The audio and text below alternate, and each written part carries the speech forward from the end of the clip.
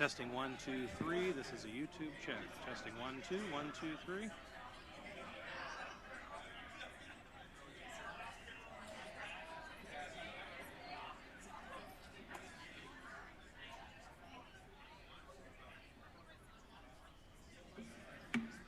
How's everybody doing?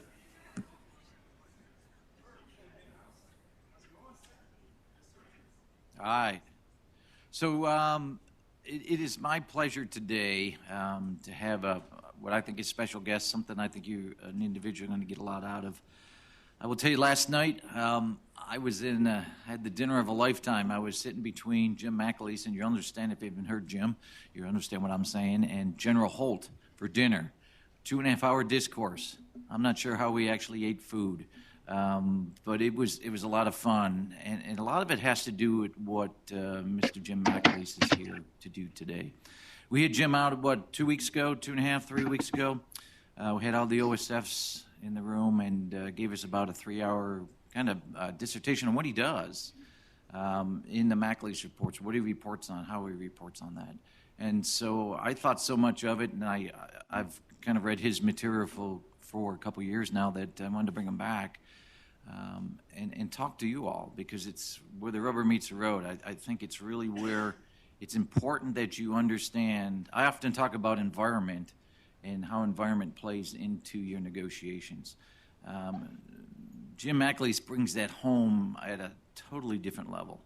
And so what he's going to talk to you about today is all aspects of companies, all aspects of DOD, all aspects of Air Force, how they think, what they think, why industry makes decisions that they make, what motivates them.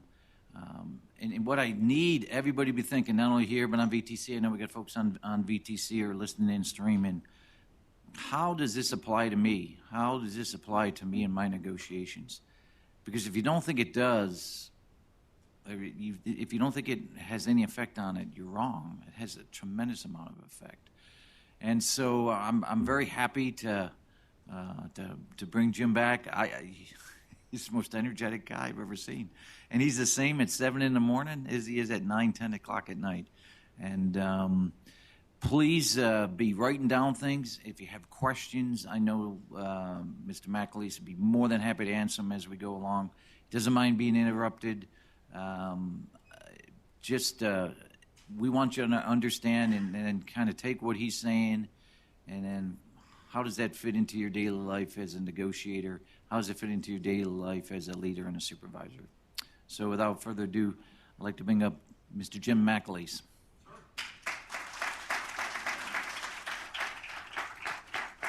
Thank you, sir. Can you turn that down a tiny bit so I don't deafen myself? Good morning, guys. How's it going? This afternoon. I'm sorry, sir. I got, unlike the boss who flew in this morning, I attempted to do that late night flight. So I thought this isn't going to be so tough. So I get on the 10 o'clock flight from Reagan. You know, I did not anticipate that little lightning storm. And then we land, it's raining. I grew up about an hour south of here, north of here, a little place called Wellington, Ohio, right? I got so lost in the thunderstorm last night in the car trying to get here that I thought I was going to end up at my house. I get to the hotel, the doors are locked. The guy at the front desk takes pity on me, sees me, comes, lets me in. And about 1 o'clock this morning, as I was getting to bed, sir, right, I was definitely thinking, next time when you say you're taking the morning AM flight, I will take the morning AM flight. We need to be done by, what, 4:30 today, right? 4:30. So is everybody cool with wrapping up by 4:30 at the latest? Okay. And then don't forget, we have all day tomorrow.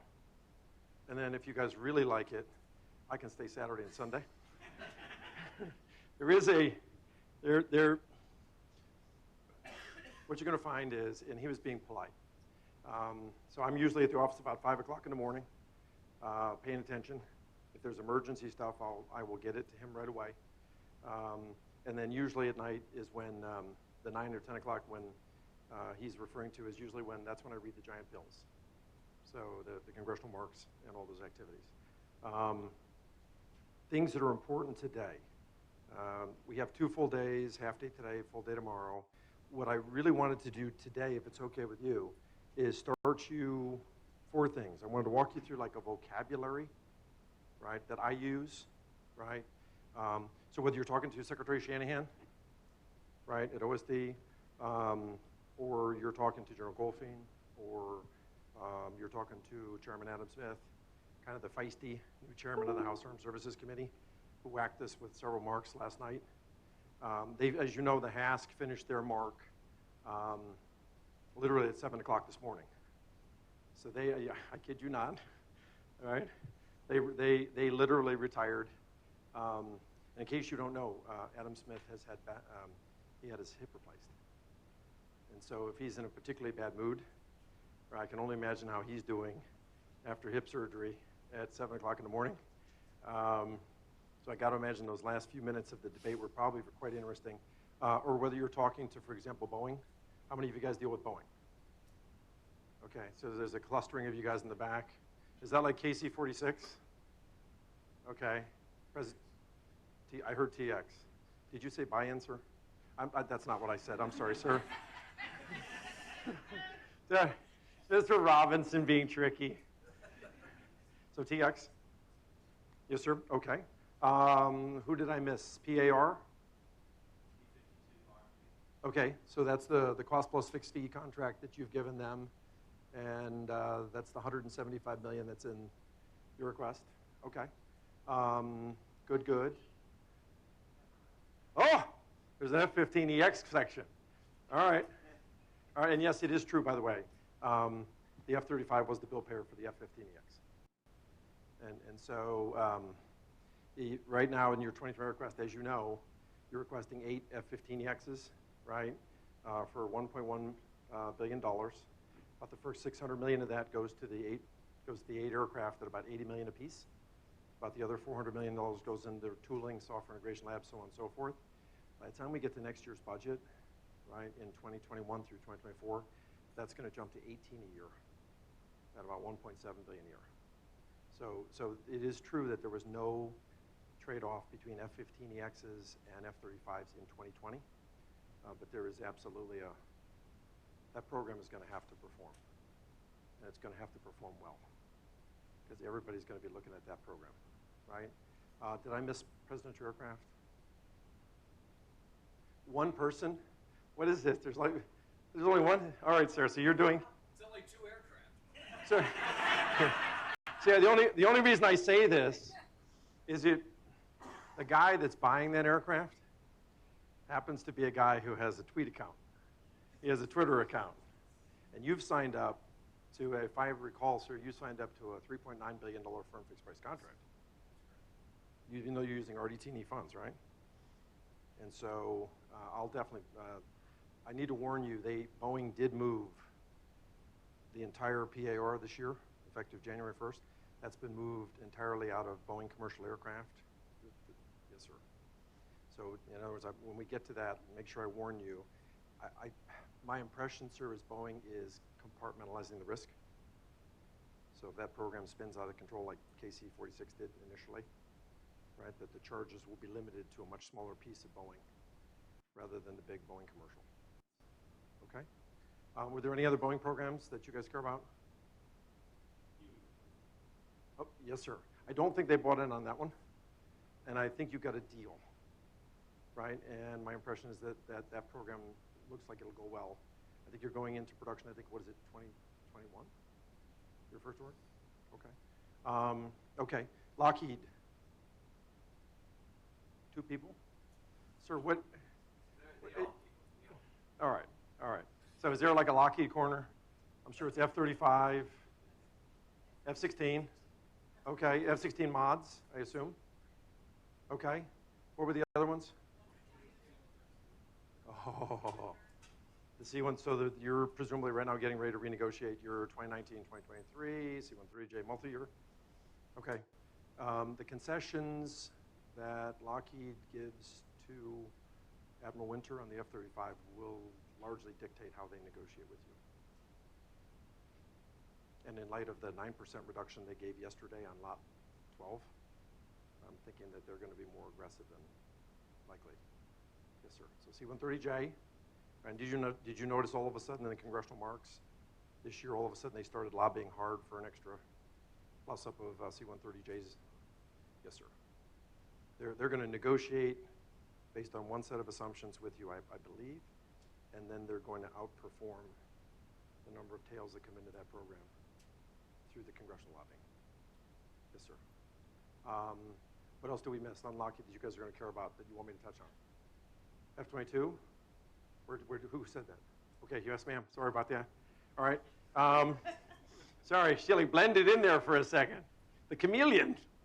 All right. Not a lot of problems at this point in time. What I can see, though, is the operating margin right away in their first quarter results. The operating margin on your program is beginning to deteriorate. And it's pulling their sector, the aeronautics sector, which is like 40% of the $58 billion Lockheed. That and the classified work, which I'm assuming is next generation air dominance, right down at Skunk, that's beginning to pull the margin of the entire sector down. So I'll try to think what could be causing that. I don't know right off the top of my head, ma'am, but I can see that the two things, F-35 is going like this, and what's pulling them down is the dilution to the profit margins from the classified cost plus work, and also your F-22 your F-22 is quite visible. I just don't know how it's happening, but it is there, okay? Anything else on, I gotta believe there's a JASM person in here somewhere. No JASMs? Okay, is that, are they in the VTC? Okay, sir. All right, so I'll definitely cover JASM when we eventually get to Lockheed, right? Lockheed will be the last piece. Anything else on Lockheed you guys are gonna care about? Space, no? Okay, gotcha. Who did I miss? Northrop Grumman? Okay, B-21 I'm assuming. Or the B-2 DMS? Okay, yes sir, okay. I gotcha. Somebody said something else, what? Okay, that program, yeah, that program looks like it's going well. Based on what I can see externally. They say nothing about the program, and I can see that the profit margins in that program, it's the restricted manned program, so it's not too difficult to find. The operating margin in that program started improving in the second quarter of last year. I'm thinking about that time you probably gave them some sort of equitable relief and probably their price target, because all of a sudden, the same time that happened, there was a $69 million jump in the classified profits in 2Q of last year. That was just enough money, ma'am, to cover the $70 million NASA James Webb Space Telescope charge. What I'm trying to politely tell you, ma'am, there's a reason why if I'm correct, there's a reason why they showed up when they did. Okay? Anything else on Northrop? On radars. Oh, okay, gotcha. They're going to lobby like the Dickens. So my recollection, sir, is you're spending about $150 million of F-16 RDT&E per year and about $250 million of F-16 procurement, right? They're going to lobby for those extra radar plus-ups. I can already see it in the beginning of the congressional marks that it's important to them, right? Let's see, is there anything else on before we move Northrop? To be honest, sir, the RQ4 program is shrinking. So your NATO AGS is kind of burned out. My last recollection, sir, from looking at the budget was like it was $250,000. No, maybe somewhere between $250,000 and $400 million of RQ4 RDT&E, right? But it didn't look to me like there was a lot of new tail production. And what they're pushing, sir, is they're completely pushing inside the aerospace system sector. They're pushing her B-21. They're pushing more Super Hornets at 2 per month, the fuselage inside that particular sector. They're pushing lots of BAMs, Triton, right? There's always an extra plus-up of 1 or 2 airframes every year in the congressional mark, to the point where the Navy actually under request now by at least 1 or 2 airframes. They're pushing lots of extra E-2Ds and Triton, I think, for Japan and Australia. But there's less on RQ4 that's visible at this time. Okay, but that program is going to have to perform in terms of the operating margin that it makes, right? Anything else on Northrop? Okay, Raytheon? 2 people. Okay, what do you got? Okay, which one? I'm sorry, ma'am. Which one? Okay. Oh, the multispectral targeter. I'm sorry. Okay. Yes. And that's like your DAS. Is that the DAS 4? Is that the one you're putting in the MQ9 upgrade? Okay, I saw that, yes. And you all of a sudden you asked for like 400, you quadrupled the amount of budget you asked for this year for your upgrade, like 444 million or something that you asked for in 2020? The mods. Oh, yes, you did, ma'am. Yeah, I did. Yeah, I noticed. I found your money, and I'll walk you through where I'll walk you through where I found it. Okay? I will tell you that in great detail. I have spent the last.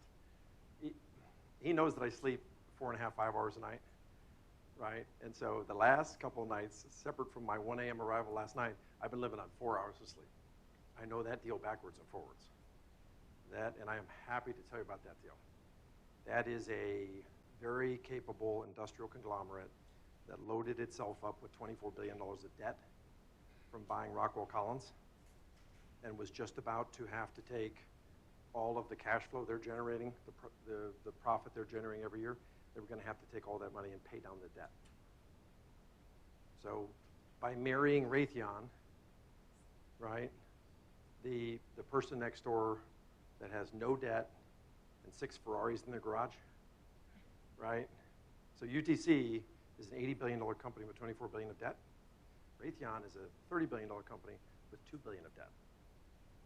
So the moment UTC gets Raytheon to become Raytheon Technologies, United Technologies in credit rating goes right through the roof, and suddenly they don't have to pay down any of that debt from the $24 billion, and they can suddenly start returning $6 billion a year to $7 billion a year of share repurchases and dividends to investors, which pull the stock price right back up.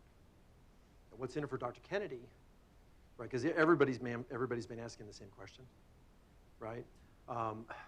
What's in it for Dr. Kennedy is he's spending about 3.3% of his sales per year on IRAD. So you're reimbursing him for that, right? So unlike United Technologies, he doesn't have like a big, Pratt Whitney where he's just, wholly funded R&D. He's expensing it kind of like Boeing would. So he's billing you for that 3.3% of IRAD he's spending per year, which is about $841 million, right?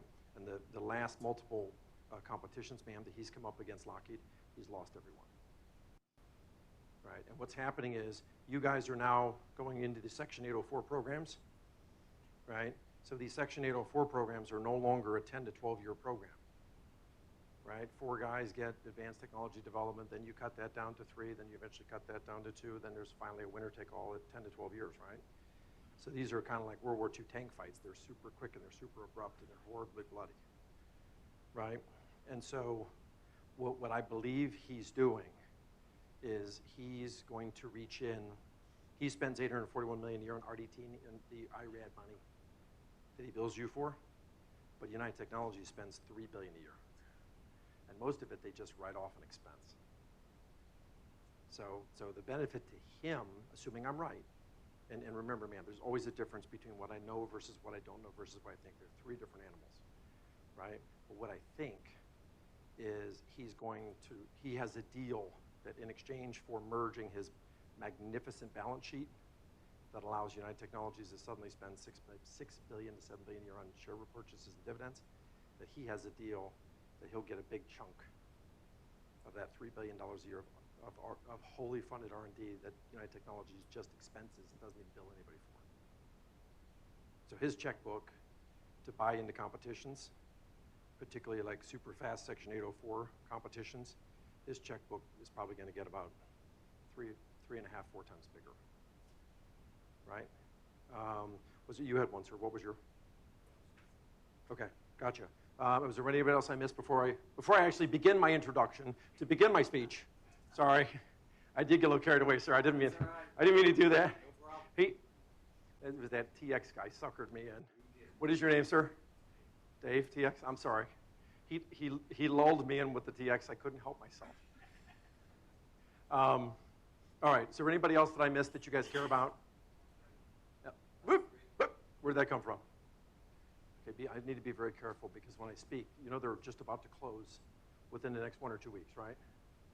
So if I've even mentioned their name, I'm afraid that Bill Brown from Harris or Chris Kubasik, God forbid, from L3 will materialize in the back of the room. So I will definitely walk you through that, right? And that's another one of these mergers of equals, right? And so basically the structure of their deal, sir, is each company, in a nutshell, and then I'll really begin my real introduction for the purpose of today's, right? This is a healthcare briefing, right? Okay, got it. As soon as I finish this, I'll get right to the topic, sir, of which I know nothing about that topic, but I'll do my best, sir. So what's happening in L3, Harris, is Harris is $6 billion a year, as you know. It's run by CEO Bill Brown, right? And so it's a $6 billion company. They after bought Excelis, it was incredibly capable at cost cutting. And so it's pulling 20% operating margins, which is basically twice what Lockheed pulls. So for every dollar of that $6 billion in sales, they're making basically twice the profit that, well, not quite twice, but almost twice, the profit that Lockheed makes at $58 billion per dollar, right?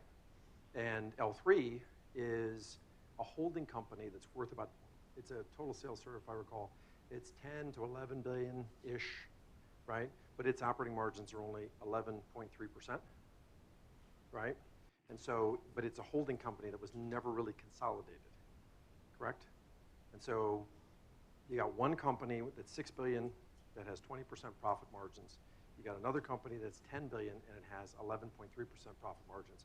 Both companies make $1 billion of cash flow per year of actual comes out of the system that you can use for dividends and share repurchases.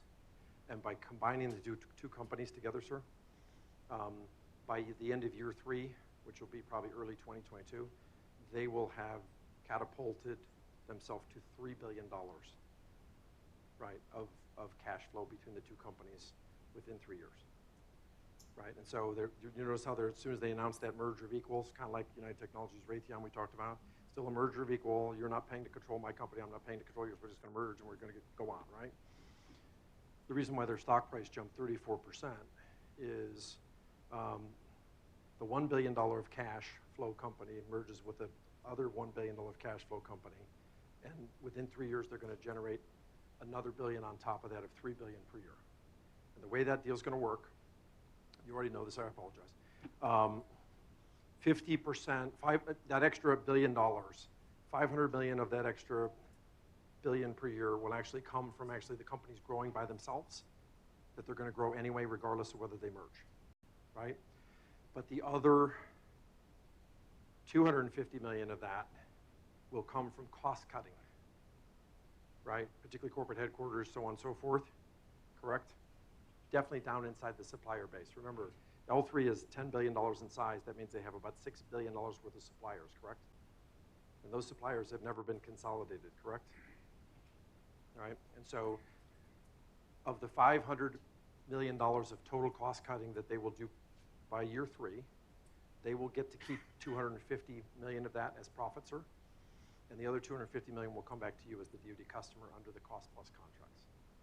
And then the last 250 million per year to get to 3, right, comes from accelerating the speed of which the speed with which they get you to reimburse them, right? So when you look at, and I'll walk you through the vocabulary. This is what Mr. Robinson said. Jim, make sure that everybody's on the same page. I'm sorry, sir. As soon as I lost eye, did you notice that it all began to go downhill as soon as I lost eye contact with him, right? As soon as I got behind him, right, the real McAleese emerged. So let me end on this note and get back to what the boss wants me to talk about. Harris, little $6 billion company, generates $1 billion of cash flow, right? They cycle their business so fast that they get reimbursed within 50 days, right, for every dollar that they spend on a supplier, right? L3, it actually takes them 80 days, right, to get reimbursed for that same dollar they spent on a supplier, which means that cash flow that's tied up in inventory in their cash flow statement, right, is going to be much less. In fact, L3 and Harris have valued that that every day they can squeeze L3 to move faster, to get paid faster. Half it'll come from you. They're going to put more pressure on you to pay faster. The other half, they're going to renegotiate payment terms with suppliers, right? Every day that they can speed up the payment cycle is worth $35 million of pure cash flow. And so that they're $1 billion equals $3 billion, right? 1 + 1 = 3. The first $500 million comes just from both companies growing by themselves, right? Another $250 million comes from the cost cutting, right? Like L3's corporate headquarters, they're going to close that down in New York City. They're going to move it down to Melbourne, Florida, correct? And the last, if they can reduce the cycle time inside L3's $6 billion of suppliers, if they can reduce that cycle time by a single day at $35 million a day, to make the last $250 million, ma'am, they just have to cut 6 days. What I'm trying to tell you is that's going to become a very well-oiled machine. Right, so you have Harris, which was very focused on cash flow, like a Swiss bank, man. That is a very reliable company. Then you have Kubasic, who was focused on growing the company. And so we'll have to see what the outcome's going to be, ma'am. Right, but the growth is now taking a backseat to reaching the $3 billion of cash flow. Okay, and then now that I'll run back to the front so my boss can see me. Sorry, sir, won't happen again. Was Yes, sir. I'm thinking if I can sort of get up here where he can't see me quite as well. All right, before I actually start the briefing, was there, for the third time now that you said that, is there anything else that you guys really want to know about? The General said, ha, ha, ha, ha, ha. All right, and I will cover that. So not to upset him, since I'm standing right in front of him where he can easily grab me. You're slowing down the rate with which you're buying MQ9s. Okay, so you were buying them like clockwork at 24 per year, and you were spending $450 million-ish, right? And so you were paying, separate from the ground stations, if I recall, ma'am, like the ground stations were like $4 million-ish, $4.3 million-ish a piece. And for the airframes and sensors altogether, I think you were paying, it's like $16 million-ish, right? But the moment we got into 2020 budget request, right, you dropped from 24 per year down to 12 this year. And it deteriorates massively in 2021, massively in 2022. So literally, from their perspective, that product line will be out of business, right, within 3 years. And so I can already see in your budget, they're already pushing the price up to about $20 million a copy or more, right? But there's two things that I can see that are important from my perspective as I look at you. So first of all, separate from the 400 million-ish, right, that you're buying, that you used to buy per year, 440 or whatever, that 450, that you're buying per year for the 24, you used to be buying $100 million of mod money per year. This year we get to 2020, you increase that to $400 million. That's all those DAS upgrades, right? That's an enormous amount of vehicular electronics. The margins on those are 15% operating. That's not simple metal bending, right? And so you have this other bucket of money to draw on that's going to make them whole, right? They also, as you know, ma'am, are buying 3, not a lot, right? But they're buying 3 MQ-1s from the Marines in 2020. Yes, ma'am. And again, I know they're using your contract. I can see it in the budget documents. So let me not suggest that I know more about your program than you do. But presumably they're also going to tell you that the MQ-9 program, the MQ-1 program with the Army is about to come to an end. The Army is going to take all those savings from the $3.9 billion per year Army aircraft procurement account, and they're slashing everything. They're dumping everything into future vertical lift. Right, they're even killing off CH-47 Block 2, fresh production. Right, and they're dumping all of that money, right, into future attack reconnaissance aircraft, the FARA, right, the little Scout, right, and then right behind that, the FARA, FARA, and right behind that is the FLRAA, the Future Long-Range Assault Aircraft.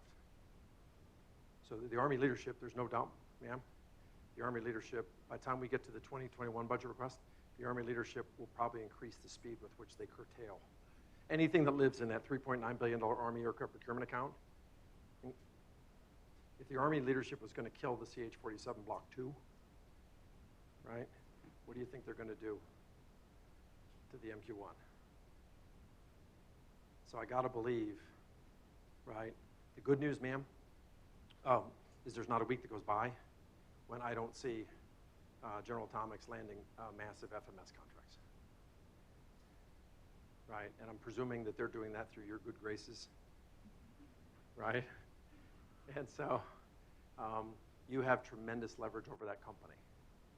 And the other thing, just remember they're privately owned, so they're very difficult for me to see. So they don't do results calls, right? And so only when they want to raise debt can I see their debt filings, right?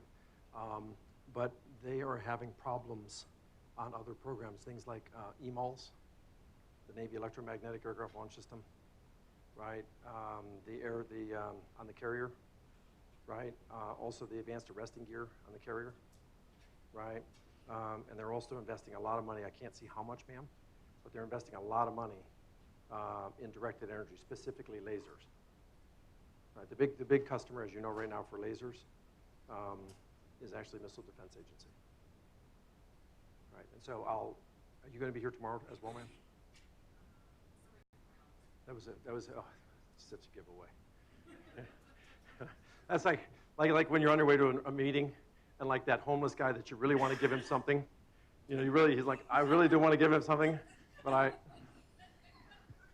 I'll get you on the way back. And then by the time you get to the corner, you've forgotten me? Okay, all right, so I won't give you any more information. I was zippy on the MQ-9. I was just about to get to the best part. I'm not going to tell you that. One thing I want you to think about. Yes, sir. Not answer now. So you can get into the intro. Yes, sir. Did you already do my intro? I was waiting for you to do the intro, sir, before I got started. So, yes, sir. in the last 4 years, Yes, sir.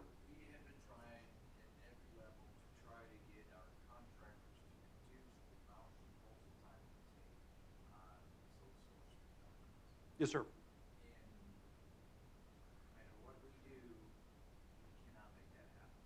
So we've squeezed our time. They're still averaging anywhere about 180 to 210 days, which is unconscionable. You can't hear me? Oh, okay. Can you hear me?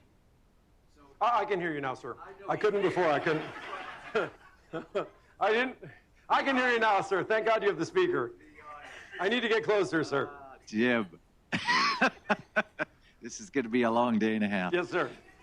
So, I'm going to ask Major Gonzalez where you live. yes. And so instead of flying home, when you think I'm actually have left the jurisdiction, You tomorrow night, won't. Ah, okay. I'll actually still be here. All right. So, back to the question. So, the question I have not to be answered now, but to be pondered and Yes, sir. maybe answered later, is we've struggled in the last 4.5 years to get industry on sole source requirements to reduce the amount of time it takes them to propose. They've been averaging about 150 days. And no matter what we do, and we have these SIGs I know you know about, where we sit down and talk to them, we've squeezed our time. They have not squeezed their time Right. at all. And it's just almost like a passive-aggressive behavior. Yeah. There's got to be something behind it. Everything deals with money. It can't be just about. I just want to get your thoughts on why you think that behavior is like that, Yes, sir. and if there's any way that we could do something different to drive different behavior. Yes, sir. from And is there one or industry. two guys? Stupid question. And again, no. No, it's all. Well, think about it. So Is it's there one or two guys Lockheed, that are Boeing, most- Northrop, Raytheon. It's all of them. It's pretty much all. Okay. And they get worse, believe it or not, even at the lower dollar levels. You would think, well, they could probably do that in 60 days. Well, it's $5 not- million. Lower dollars is not important. And it, It's not material. so just if you think about Yes, that sir. and I'm during on the it. time frame. After, sir. at least after the intro, though. Yes, sir. All right. Yes, sir. I'm sorry. All right. So, is there anybody before it's time for me to really get started, sir? Right. 40 minutes into the briefing. Is there anybody else that wanted anything before I get moving? I'm sure there is. She's going to shout out. Okay. All right. So, thought I heard someone say something somewhere. Someone said over here. Someone said MQ-25. I don't even know why, because that's a Navy program, sir. They wouldn't. but I think they seem to be quite interested. All right, so couple thoughts. He told me to spend as much time, he told me to take the whole first hour, right? And just make sure you guys have the same vocabulary that I do, right? And so he, of course, waited till last night to tell me this, right? And, I'm sorry, I can't hear. Does he have the, are you using the, can we bring the microphone back? I can't hear what he's saying. Did you ever see the movie The Dictator? Right, where there's who's the guy who asks the piercing questions? He's having that interview. Do you have nuclear weapons? And he goes, I cannot hear you. I cannot hear you. Next question. Oh, I can hear you now. Yes, sir. I won't do that again, sir. I'm sorry. So he tells me last night, Jim, what you did, oh, I did it again, didn't I? Damn it. I'm sorry. I threw you under the bus a second time. All right. So let me tell you the truth. I was so hung up in the Raytheon-UTC merger that I really didn't begin preparing until I finished the SITREP, the second emergency SITREP that you saw yesterday, sir. And then I finally realized, oh, T, I'm in trouble. And so last night he told me, Jim, you got to break it down a notch. And every time you use any term, cash flow, use HASC, use SAS, use the specific congressional mark, whatever you say, Jim, everybody on my team has to have the same understanding of that. So I said, okay, sir, I got it. So what we'll focus on today, with your permission, sir, okay? I'll walk you through all the vocabulary terms that I use that I believe are going to be material to your programs, and I'll tell you specifically why I believe they're going to be material to your programs, right? You were asking about UTC Raytheon, correct? Has United Technologies and Raytheon been in touch with you yet? Did they, what did they tell you about why they did their deal? So they didn't, the levels we were talking about said this is a corporate issue, you're not going to see any major rate changes or any impacts till the beginning of the year. They didn't tell you about the $6 billion, $7 billion of share repurchases and dividends? Huh. Interesting. There was how many of you guys saw yesterday that there was a brand new deal? There's a 9% reduction, Lockheed handshake, right? Okay. I'll make sure by the time we're done with today's briefing that you guys have all the same information that I have. So I was impressed and astounded yesterday to see that the UD, right, Admiral Winter and Undersecretary Lord got a 9% reduction because in the Lot 12, correct? The F-35 CTOL, yes? Okay. Well, Lockheed has been metering those out at 4.5% per year, right? What do you think could have caused, once you guys are all on the same page with me, on the same vocabulary, right? The moment I heard that deal, I was delighted for DOD, and you know what I was thinking? When does Lockheed report 2Q results? What's the date today? Yeah. So what's the precise date today? What is it? It's 13th. Okay. So the last business day, sorry, sir. The last business day, I'm too close to you, sir. You're repelling me. You're forcing me away, sir. I'm so choked up I can't even speak. The last business day in June is when Lockheed will close their books, correct? Okay. So who's the final decision maker for DOD? I'm thinking maybe, really obviously Secretary Shanahan, right? But I'm thinking the official decision maker is Undersecretary Lord. Well, where's Undersecretary Lord going to be next week? If Lockheed didn't make that concession last week that translated into that press release yesterday, they couldn't announce the handshake deal in 2Q. Yes? Now, you're not going to award that contract until August, correct? Yes? April is not happy. Yeah. I can imagine they're not happy. But Lockheed will be very happy. I will bet you, right?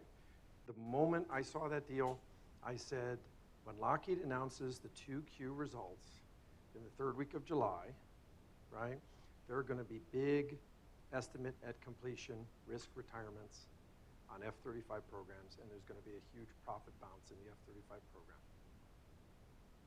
And I can already see that the F-35 margin, right, for Lockheed Aeronautics, just on the F-35 production sustainment, right, I can already see that it's at 11.5% margin right now. And so when I saw that deal yesterday get announced, right, and this is what the investor sees. It's not like just me. It's not like, oh, Jim sees dead people. Oh, my God. This is what the investor sees, right? And so all I'm doing is I'm literally feeding. I'm like a little GPS satellite. There's nothing special about what I do. I'm just feeding from all of the DoD, right? I'm feeding from then the Air Force. Then I'm feeding from Congress, right? I'm seeing what they're doing. Then I'm watching the contractor, right? And I'm anticipating what certain transactions mean for their financial results, which will end a week from now. That's all, right? And so it's like having to have a functional GPS. You have to have access to 3 vision spacecraft, correct? So imagine if you have access to 6 or 7 or 8 or 9 spacecraft. Imagine how precise you'll be, right? And so what I thought we would do today, I'll walk you through all the vocabulary pieces and when I get to the office in the morning, this is what I'm looking for. This is what I'm looking, I want to hear this from this person. I want to know this about this, da, da, da, da, da, da, da, from DOD, from the Air Force leadership, from the congressional marks, and from the programs themselves and the contractors, right? Because that will start showing you where the linkages are between your C-130 Chaser and the F-35. Do you think it's material that Lockheed just made that big concession to your program? Do you think it will impact Lockheed's willingness to make those same concessions to you? Because, I mean, presumably you're going, well, let me get in line for the same line that they were in to get that same discount, correct? Yeah. I think that the pressure on your program is now greater as a result of those announcements. And the pressure on your program will get even greater when they're negotiating lot 15 through 17, the first multi-year. Because your program is one of the few programs in that giant portfolio that's material, right? How many of you guys saw the BAE no bid, the optionally manned fighting vehicle? You guys know the BAE systems, right? You buy the F-35 EW plus the B-21 EW plus the F-15 EPAWS from them plus the AFSOC, right? They got a $4 billion sector called U.S. Platforms and Services that does nothing but ground combat vehicles, right? They make the Bradley, correct? The Army is conducting an accelerated competition, Section 804, super fast, super abrupt, right? And for what's called the optionally manned fighting vehicle, correct? Have you guys heard of this? All right, so it's the replacement for the Bradley. So it's going to be a more survivable vehicle, but this time it's going to have a 50 millimeter cannon. And this cannon is going to be automated. And this cannon is going to have a turret with AI in it. And so instead of having a gunner looking through, right, his finder and the Bradley commander looking through another finder, the turret will find the targets for you and engage those targets for you unless you stop it. So it won't be like, I see you, you see me, and we're trying to slew our guns around, and whoever has the gun closest to the firing range is going to win the fight. That's what that program is. And it's going to have a 50 millimeter cannon. It's going to punch through anything except for, right, a T-14 Armada tank, right? So they announced yesterday that they're no bidding this program that is literally the follow-on program for what is one of their biggest money makers, correct? The Bradley.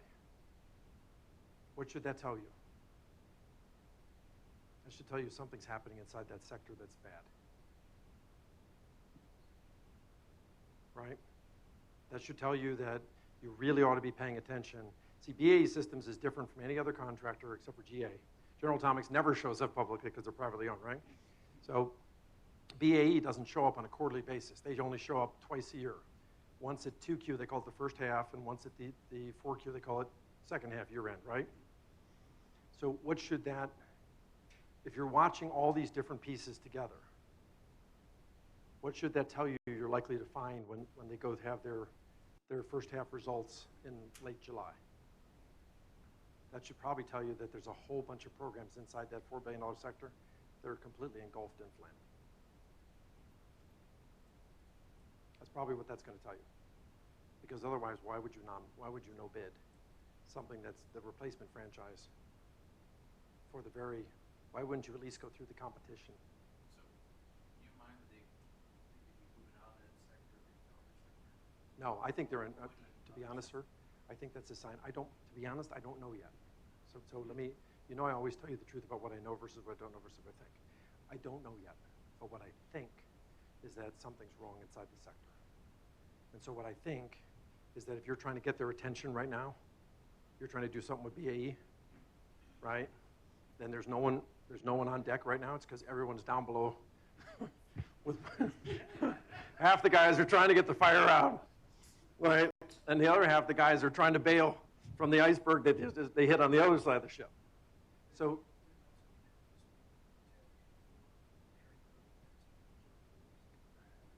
the contractors are already lobbying to stop you on Section 804. Contractors are not lobbying to stop the Army. The Army only did like 3 or 4, sir. The Army did mobile protective firepower. That'll be the light tank, right? The Army did LTAMs, lower tier air missile defense, which is Raytheon's Patriot radar replacement. And the Army's doing the Option Man fighting vehicle. The contractors, I believe, I can already see Congress is mobilizing to stop you in the congressional marks because you're the one that has Section 804s on everything. You guys mentioned B-52, right? That's a Section 804, isn't it? Right? What else is Section 804? Let's see. The protected tactical satellites, the evolved strategic satellites, the $1.4 billion OPIR, right? And so what's fundamentally happening is I can't tell whether it's industry, sir, or whether it's OSD that's lobbying Congress to restrict and curtail your Section 804s, but somebody is. So we're just wondering.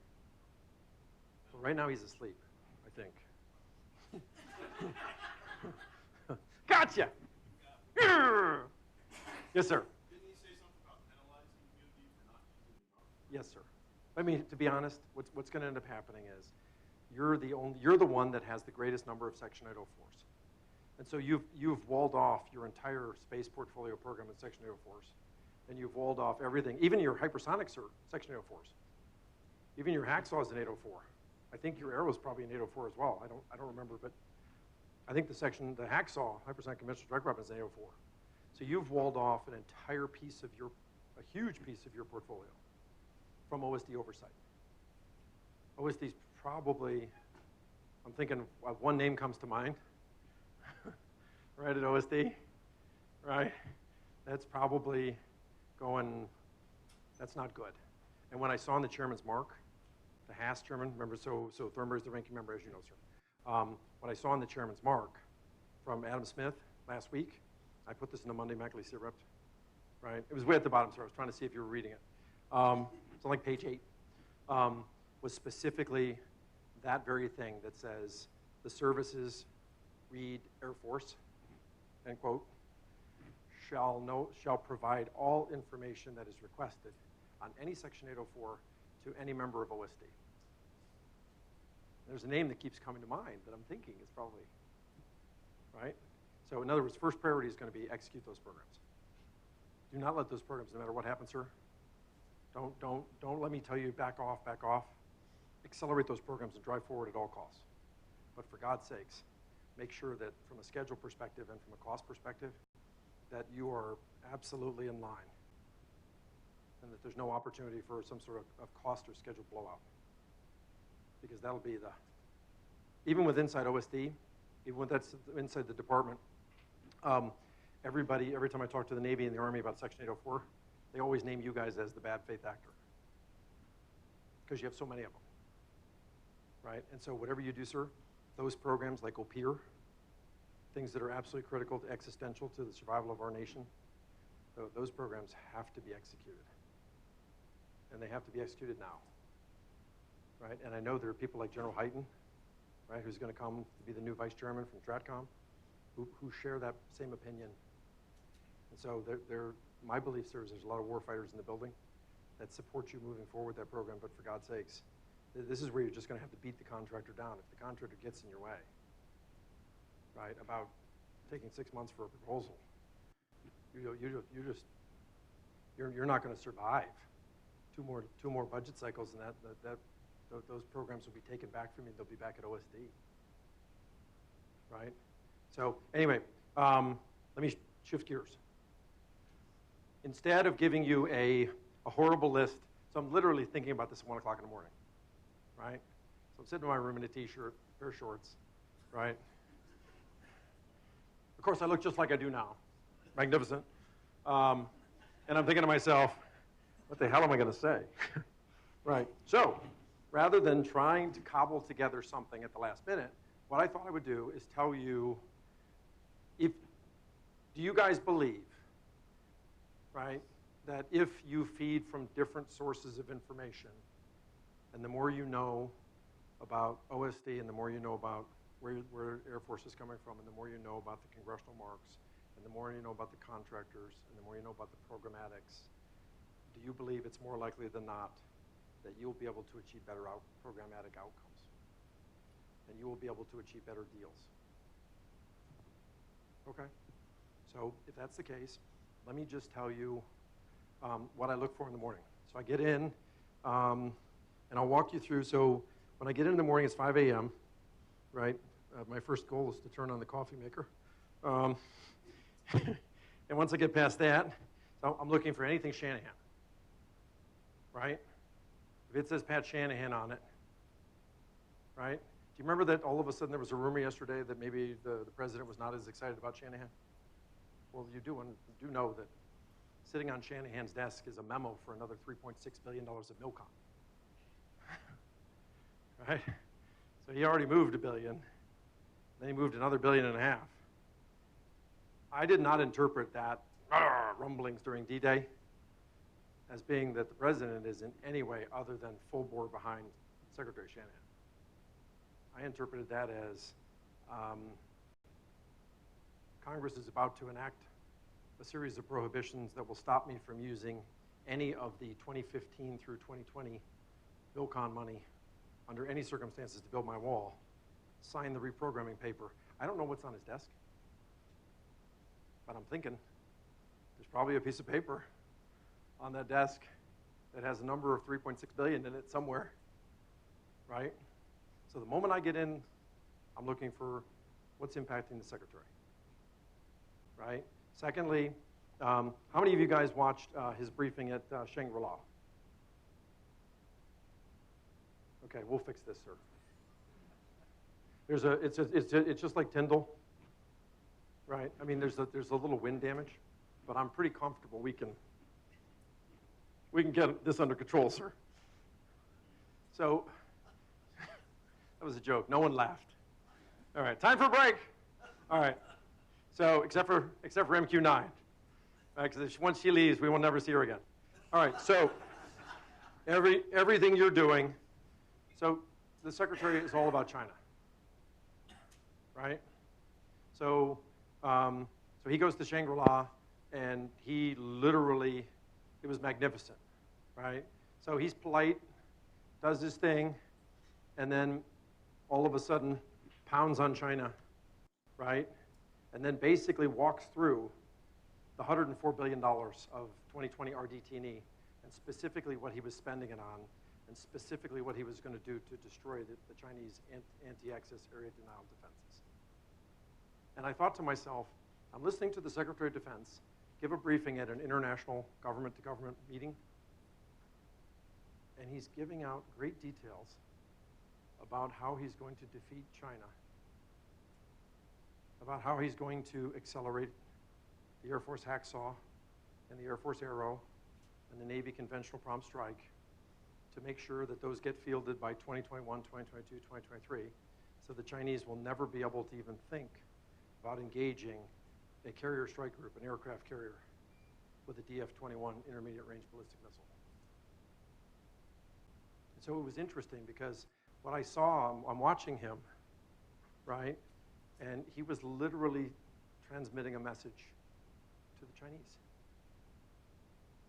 Right? The same way that when you listen to General Milley, right, Army Chief of Staff, correct? So remember how the Army's doing this big long-range precision fires? Correct? That's one of their big priorities? Silly question. But you guys know that's the #1 priority for the Army, correct? Okay, it's long-range precision fires, right? That's basically a 1,000-mile missile, right? That missile only has two purposes, right?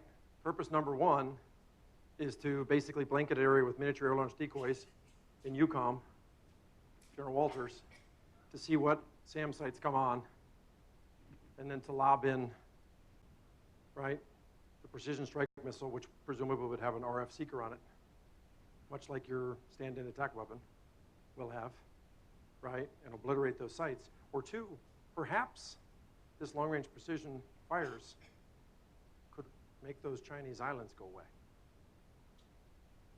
Now, that's the guy who's going to be the new chairman of the Joint Chiefs, right? And so, very first thing I do in the morning, I tear through the Shanahan. Anything Shanahan, I got to know about it, right? Shanahan, by the day, is becoming less Boeing, less DepSecDef, and more warfighter. And you can see it, right? Next thing, anytime DepSecDef Norquist comes out in the open domain, right? Because remember, he's controlling your budget now, right? He's making your budget trades. Anytime DepSecDef Norquist comes out, you got to listen to him. He's going to talk about audit, right? But once you get past the audit, he's going to start talking to you about trade-offs, and he's going to start telling you what's in the next budget request that they haven't yet released. You got to know about that, right? General Milley is beginning to surface himself a little bit more and more and more and more. He's hiding in the weeds right now, getting ready for his confirmation hearing. But I got to believe that by August, that'll be the new chairman of the Joint Chiefs, right? General Hyten, about 4 or 5 months ago, went to Harvard, right, and literally lectured a freshman incoming graduate class, right, on the nuclear posture review. And the briefing was so sophisticated that I immediately realized this man is not lecturing freshmen at Harvard. He's speaking to the President of the United States, right? He was talking about why it is critical to have the new space-based sensor layer, not just for birth-to-death tracking, right, of incoming hypersonic missiles. He was talking about right now we don't have an IOC capability of hypersonic to deter, correct? And so he was talking about, I have to be able to attribute the launch inside your country to be able to deter you at this time because I don't have an IOC with a hypersonic deterrent weapon at this time to deter you. So therefore, I have to deter you with nuclear weapons, right? So first thing every morning, right, Goldfein is always critical. Anytime General Goldfein comes to the surface, multi-domain command and control, right, his briefings are always, with the exception of AFA, he always does a buddy-buddy briefing at AFA, you gotta ignore that one, right? But all the rest of them, they're brilliant, right? So, who else would be critical? Holmes, every time that Holmes comes to the surface, you can actually see when Holmes comes to this from ACC, you can see that he actually desperately wants those. He doesn't want the F-15EX if he could get in a Ford F-35s. But you can see him actually saying, I absolutely need 72 of these a year to recapitalize the 35-year-old fleet.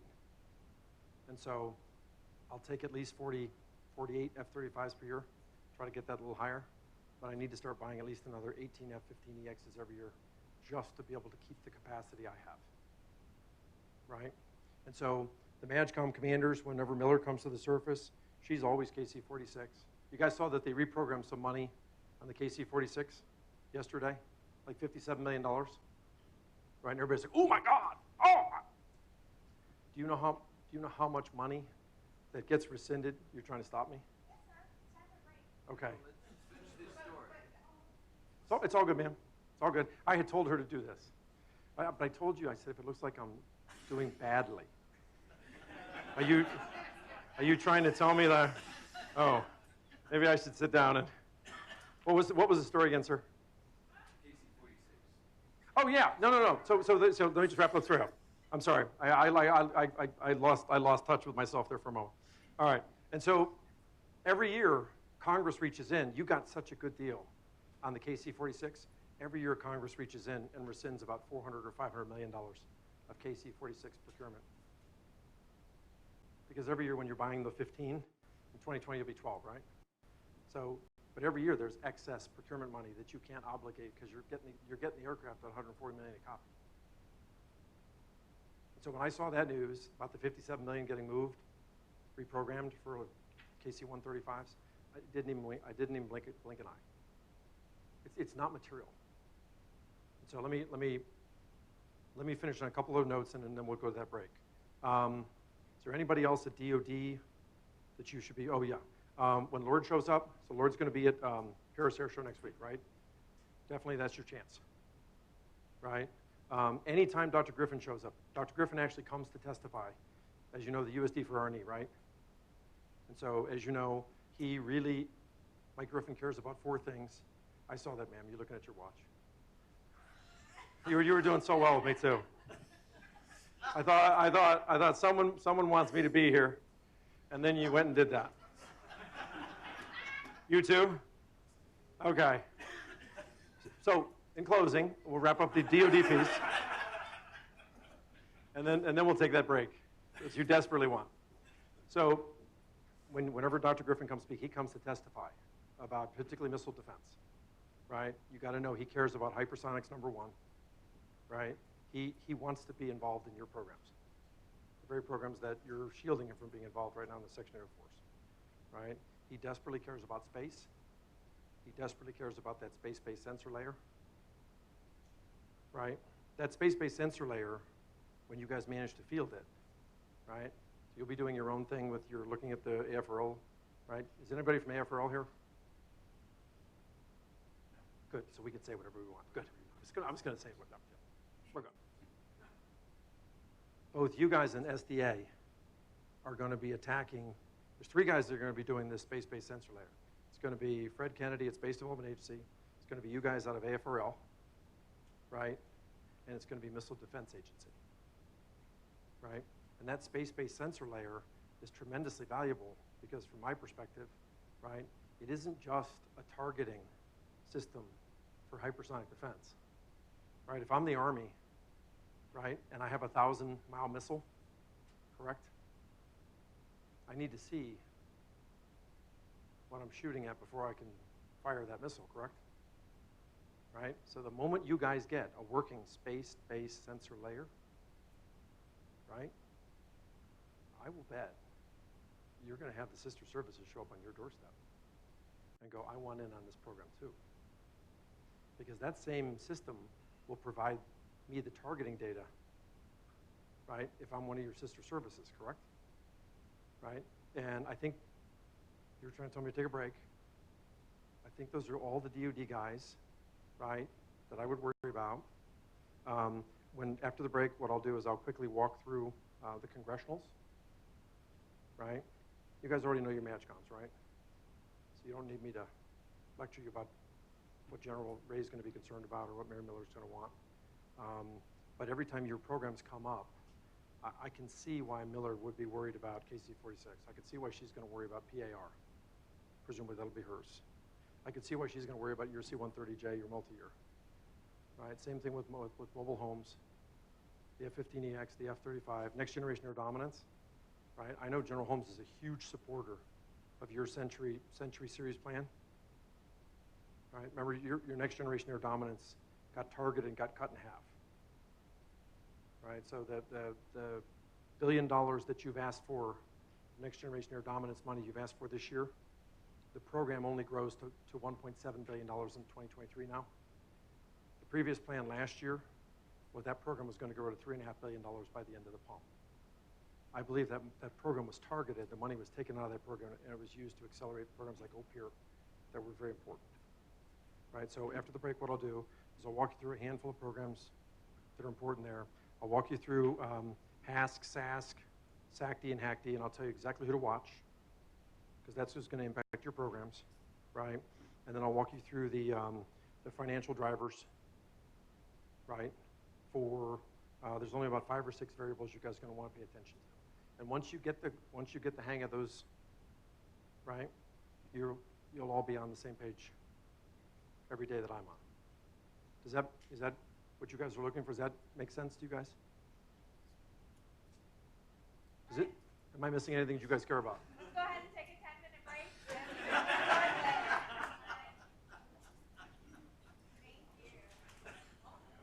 you. I get this at home. I'm married. It's all good. Is this what they need, sir? All right.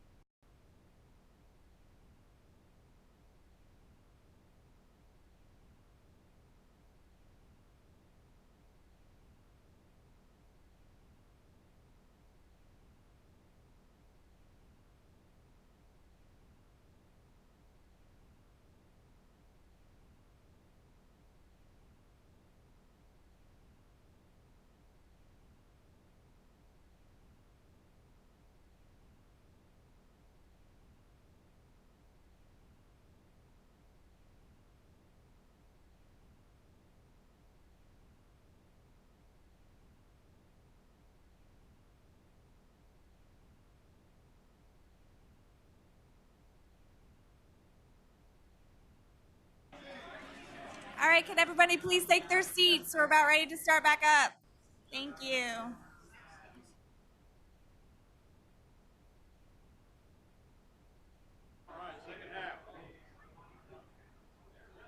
Who did I miss? I guess I'm live again.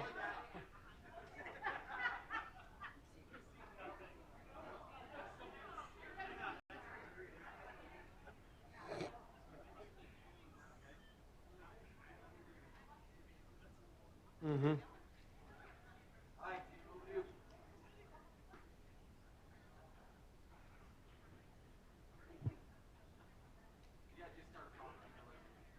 So I'm actually relaxing, just enjoying.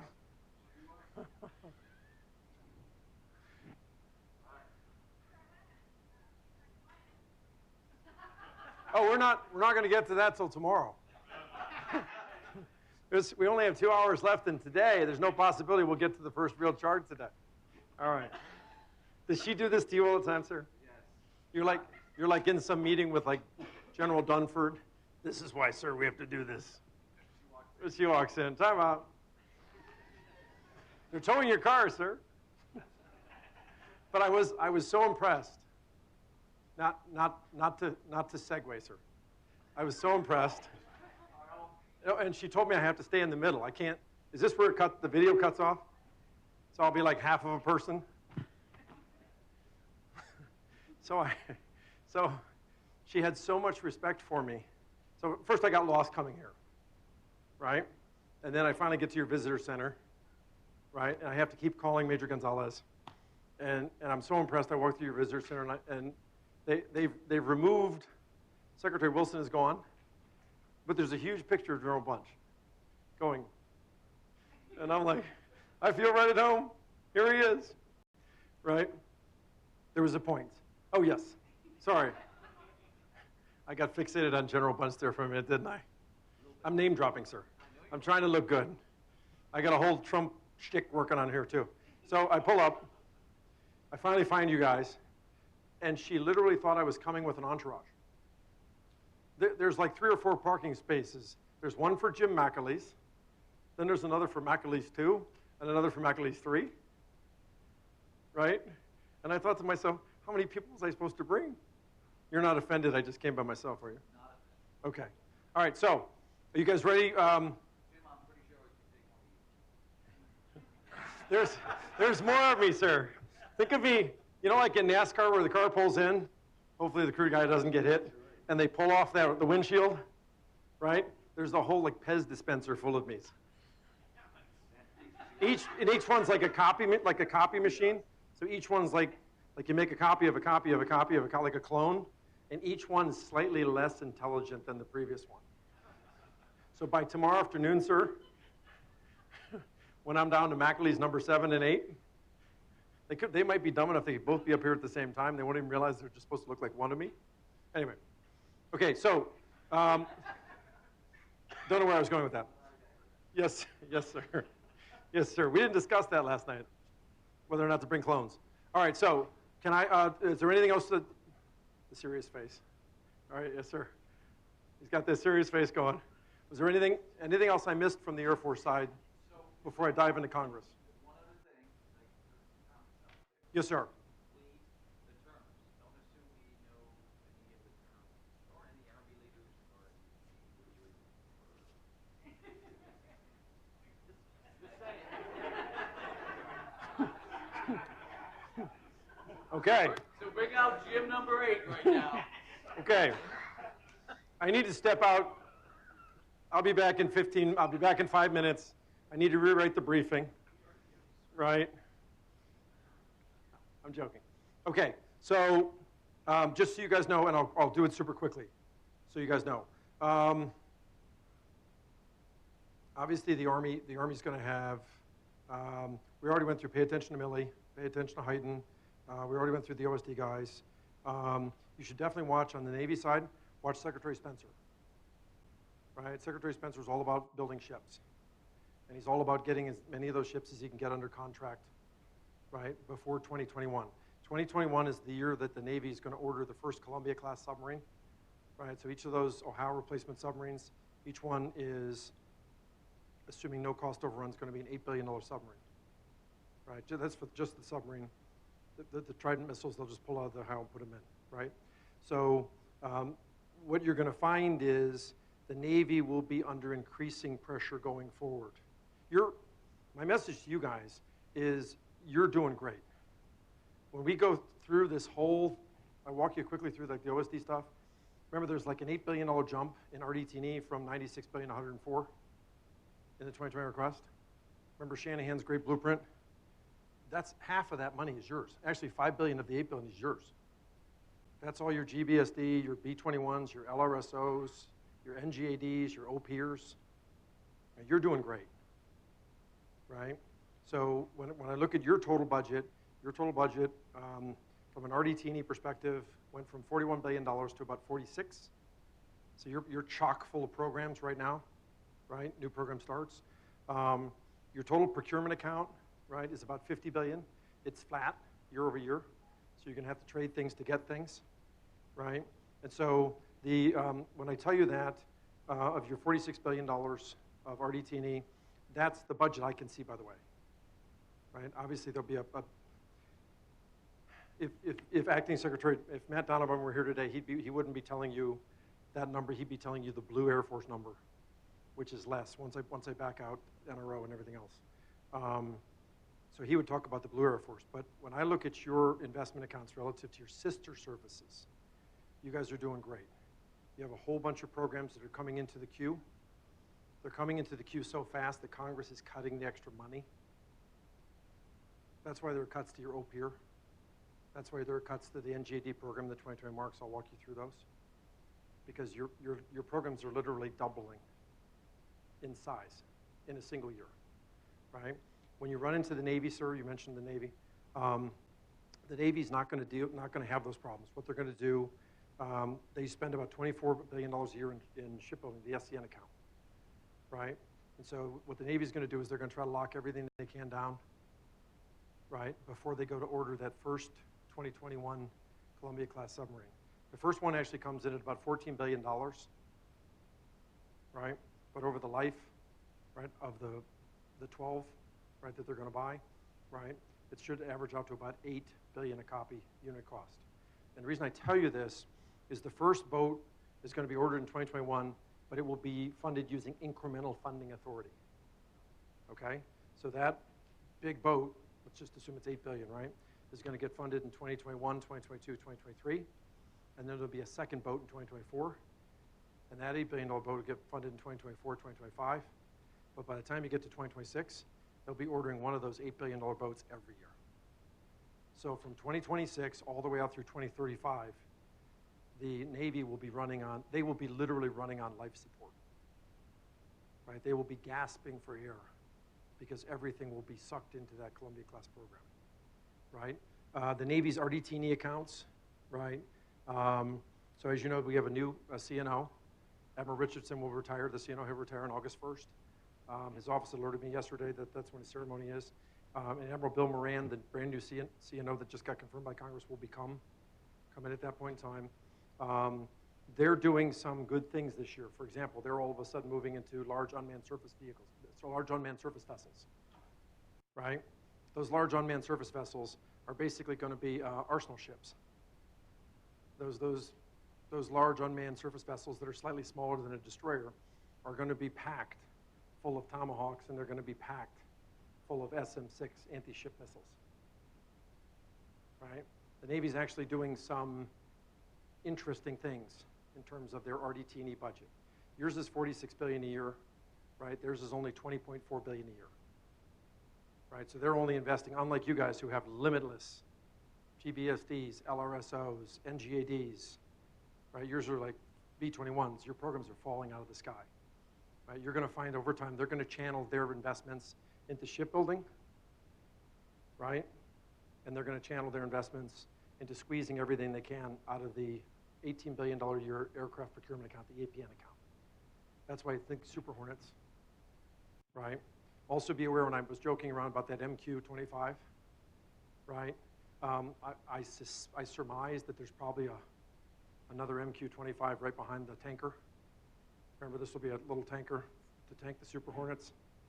right, the last 500 miles in. I surmise that there's another more capable MQ-25 block right behind that one. Right, so the Navy, the more time you can spend with Mr. Geertz, right, the Navy Assistant Secretary for Research, Development, Acquisition, the better. The more time you can spend with Admiral Mike Moran, right, the better. And when the CNO does come to brief, right, occasionally, like once a quarter, definitely make sure you catch that, right? Because what it's doing is it's all of their funding. They basically have the same amount of their investment accounts are the same size yours are, right? They have 20.4 billion of RDT&E. They have 60 billion of procurement. Yours are 46 billion of RDT&E, but a big chunk of it's the classified intel piece, right? And it's 50 billion procurement, of which about 23 billion is the classified intel piece. So you guys are fairly evenly matched, right? Those would be a couple of the Navy guys you guys should be watching. Oh, I forgot to tell you guys. You know we have a new Marine Corps Commandant, correct? So Bob Neller's going to retire here shortly, right? And obviously General Dave Berger's going to come in. So presumably he'll follow the same priorities that they've been focusing on before. You do want to pay attention to, there is some how do we say, constructive tension, sir, within the Navy. What ended up happening this year in 2020, the Navy began pulling surface combatants and submarines to the surface, to the left, right, to get ahead of this big 2021 Columbia. So there's 3 DDG-51s there, there were just supposed to be 2, and there's 3 Virginia-class submarines that were just supposed to be 2. And what's happening is those are eating up the Marine Corps' amphib ships that were supposed to be in that budget. So the amphibs are disappearing, and they're becoming Navy Virginia-class submarines and DDG-51 destroyers. Right, so you want to be sensitive to interaction between the Navy and the Marine Corps because it's obviously a sensitive issue.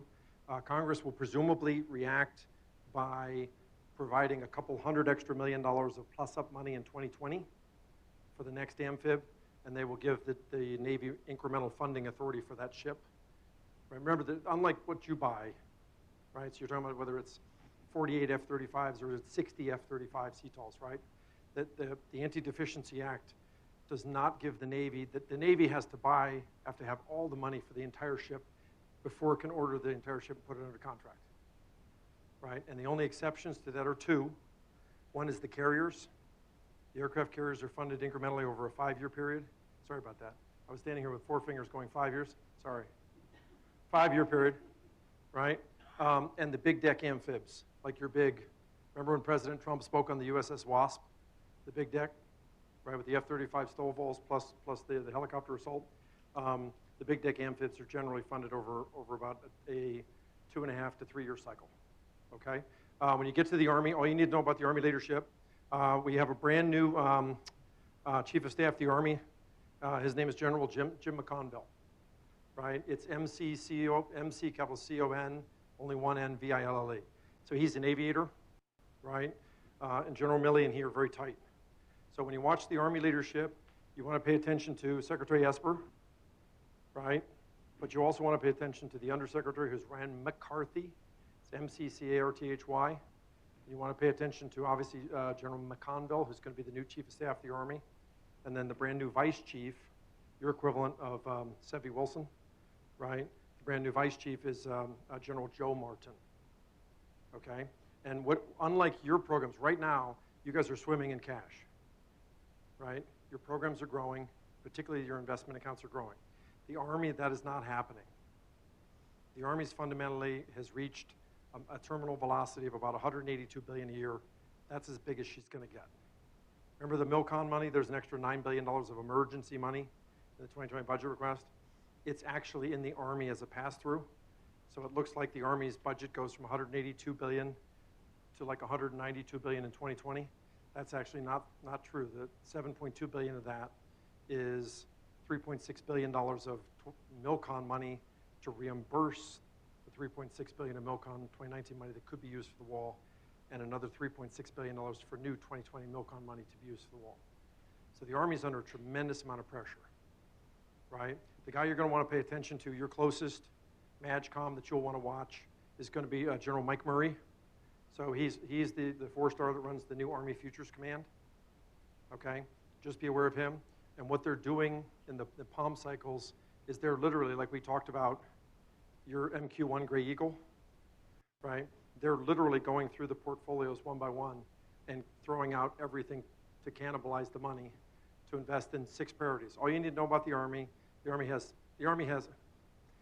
8 priorities, but if they were here, they would say, no, Jim, we have 6, plus 2, right? I know.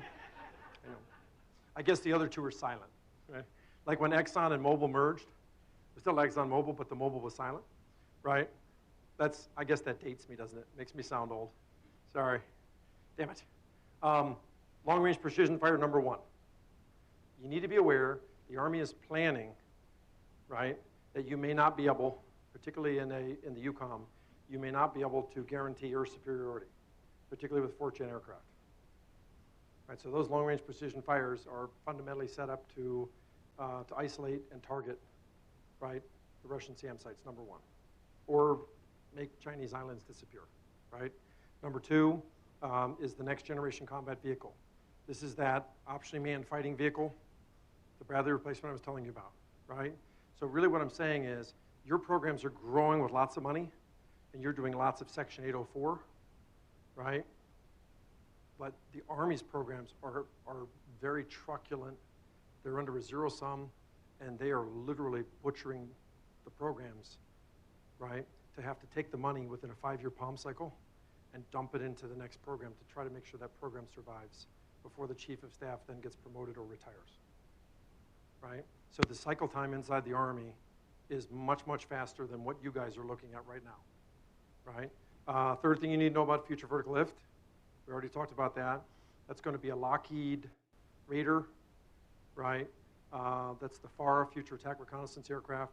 And then the FLRAA, Future Long Range Assault Aircraft, is going to be a competition between Lockheed and Boeing, what they call the Defiant, right, versus a Bell helicopter with a smaller version of a tilt rotor. They call it the V-280. And those, basically the Lockheed Boeing Defiant is a pusher with a prop on the back to propel the aircraft. And the V-280 is literally a smaller version of a much, much more capable, smaller, faster version of a V-22. So she will literally cruise at 280 knots. So the Army's taking big technology risks, right? So that's all you need to know about those. Let's see, what else do you need? You want me to dive into congressional? Okay. Did I answer? Were there any other questions on the Army, the Navy, the Marine Corps? Oh, by the way, I forgot to tell you. We did talk about the OSD guys, right? And so you definitely need to know Ellen Lord has 9 programs that she still controls, correct? One of them is your GPS OCX program that's been restructured. She controls the Columbia program for the Navy that we were talking about. She controls, obviously, the F-35 program, right? So you definitely want to be aware of her presence, right? She has come up with a plan for these Section 804s that basically says the current Section 804s are grandfathered, but new Section 804s, you have to actually request permission to form them, right? That way it gives Dr. Griffin and the rest of OSD an opportunity, the Cape guys, to participate as to whether that should be stood up, right, as a new Section 804. It's basically a veto opportunity, sir. And then definitely you want to pay attention to Dr. Griffin. We talked about his 4 priorities very, very briefly. They're going to be the hypersonics, right? They're going to be space, particularly space-based sensor layer, right? They're going to be directed energy, right, particularly for missile defense, right? And they're also going to be artificial intelligence, right? Don't forget DoD stood up a $200 million a year, what's called the JAIC, Joint Artificial Intelligence Center. And one of your guys, Lieutenant General Jack Shanahan, he's running it, right? Let's see, what else do we want to worry about? You need to know from a funding perspective, Dr. Griffin has a lot more control over a lot more resources than you may understand.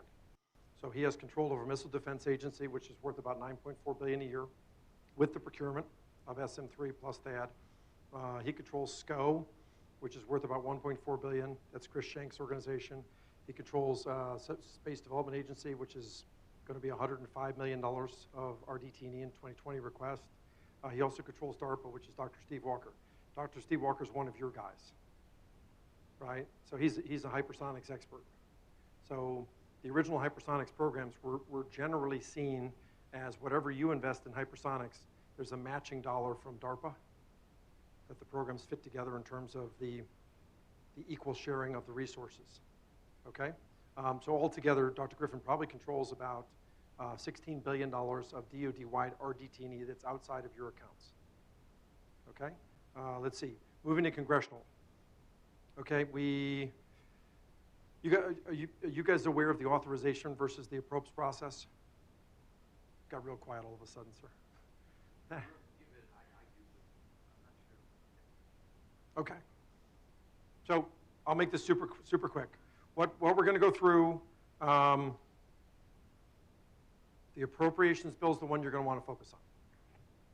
Okay? So guys like me, we all get all hung up in the authorization bill. The authorization reports, so literally, you can't imagine how, I'm going to use a technical term, how pissed, oh, sorry, sir. That's a technical term that I was yesterday. I'm literally getting ready to come see you, and the 1,000-page committee report from the SAS comes out, right? So the House Armed Services Committee, right? And this is where your guy, Mike Turner, right?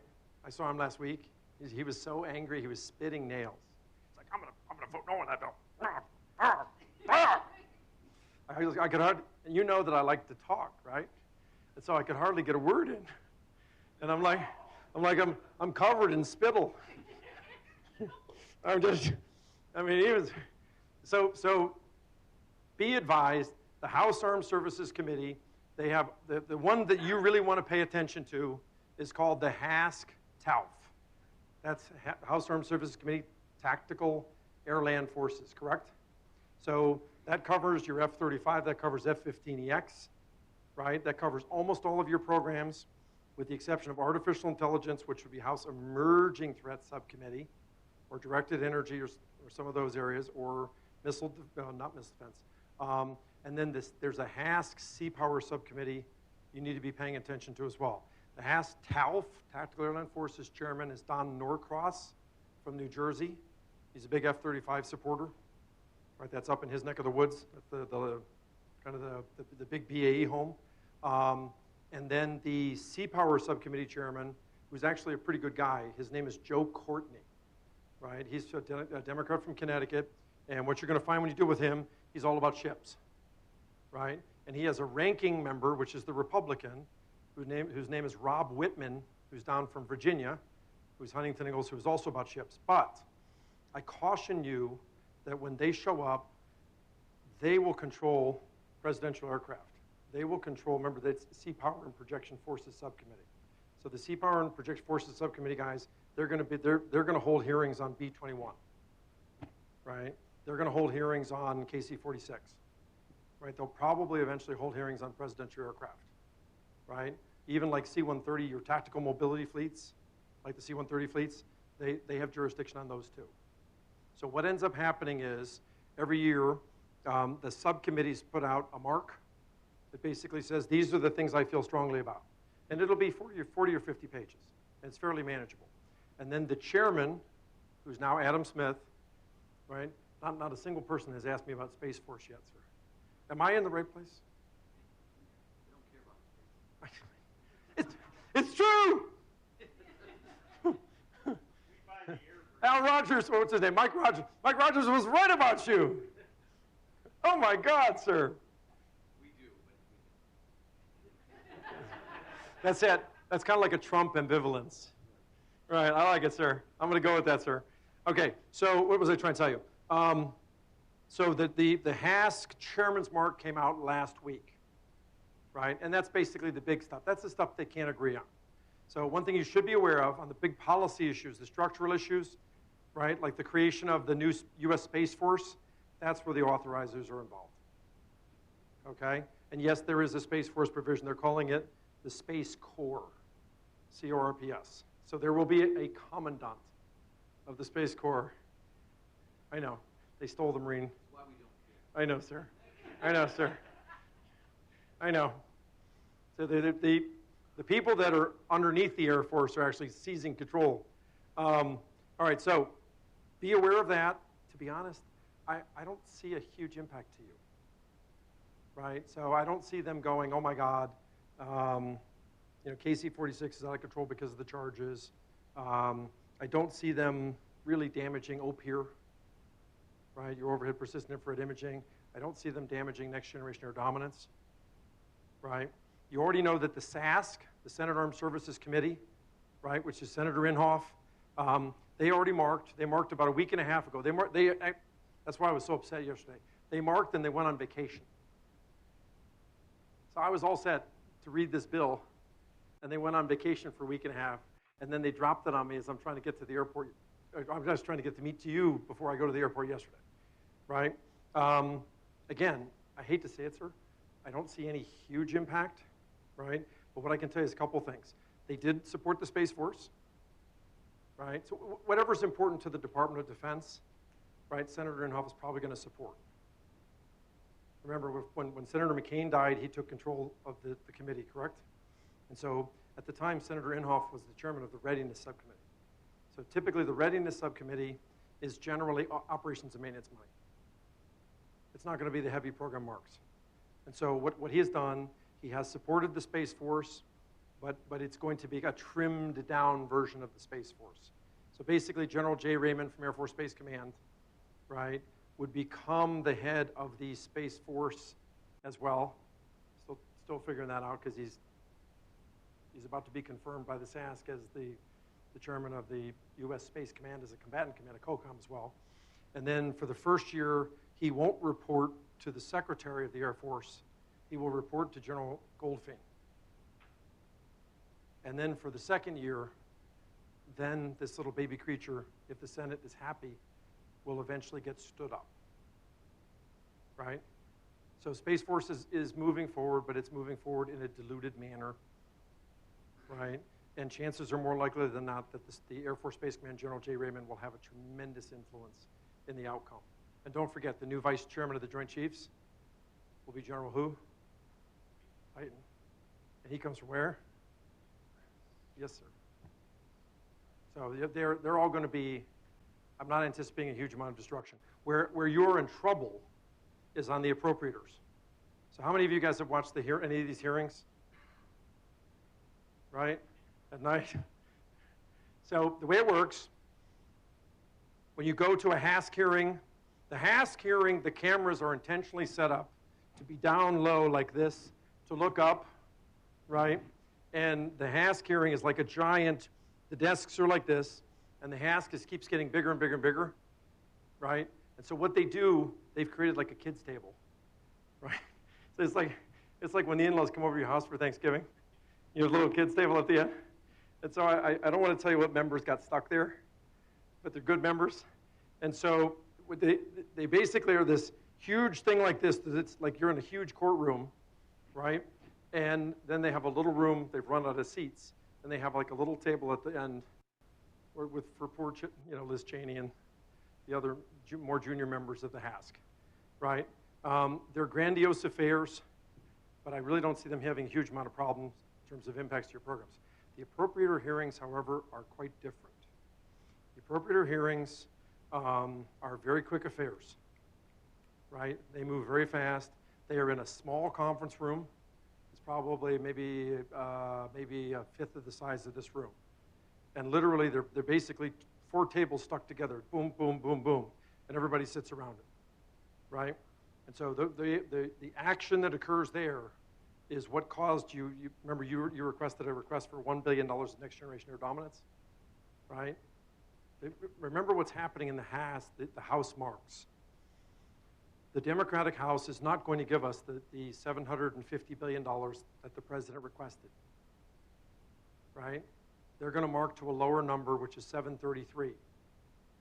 We're currently at 716, right? All in, DOD, DOE, everybody, right? So when they are marking, particularly the HAC-D, which is real money, right? Not policy, not structural stuff, right?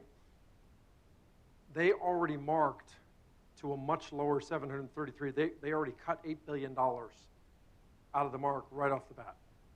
And the bill payers were things like your next generation air dominance. The bill payers were like OPIR, your overhead persistent infrared imaging. The bill payers were things like the 3rd Navy submarine. They took the 3rd submarine from the Navy, and they used that to pay, right, for extra P8 plus-ups and E2D plus-ups and V22 plus-ups for the Marines.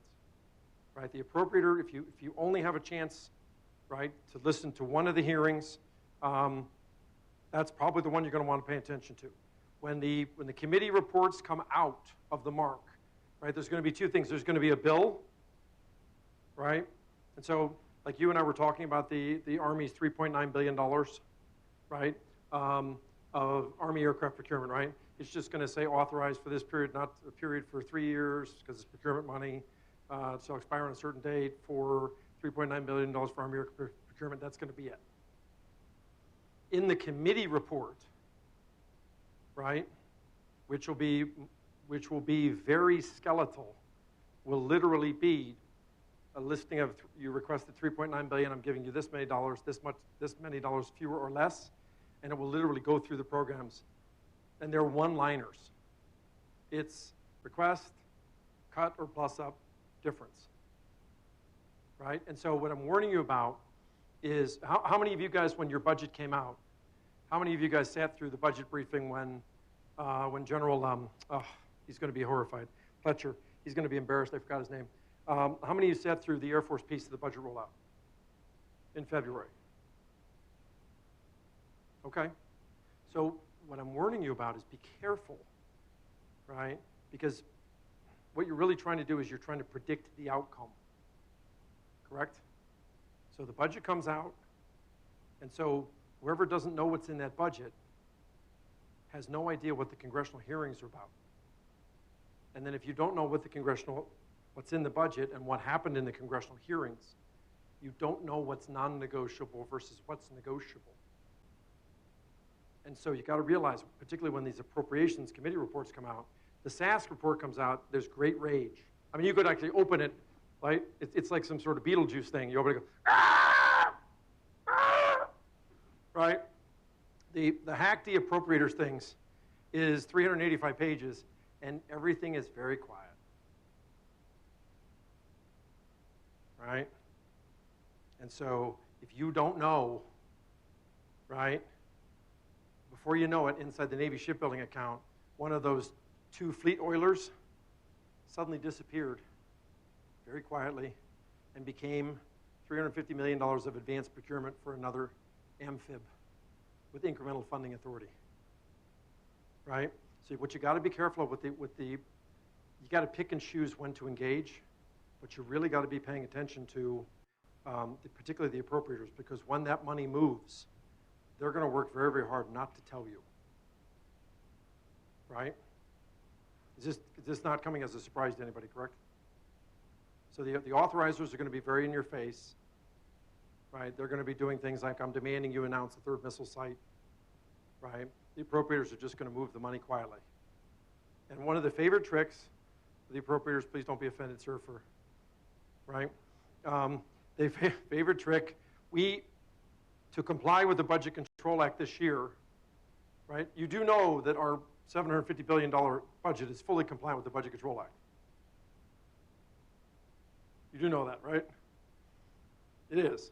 We actually submitted a budget that actually had, I think I put it up there, right? I got to get to the first chart before Gonzalez comes back and stops me a second time.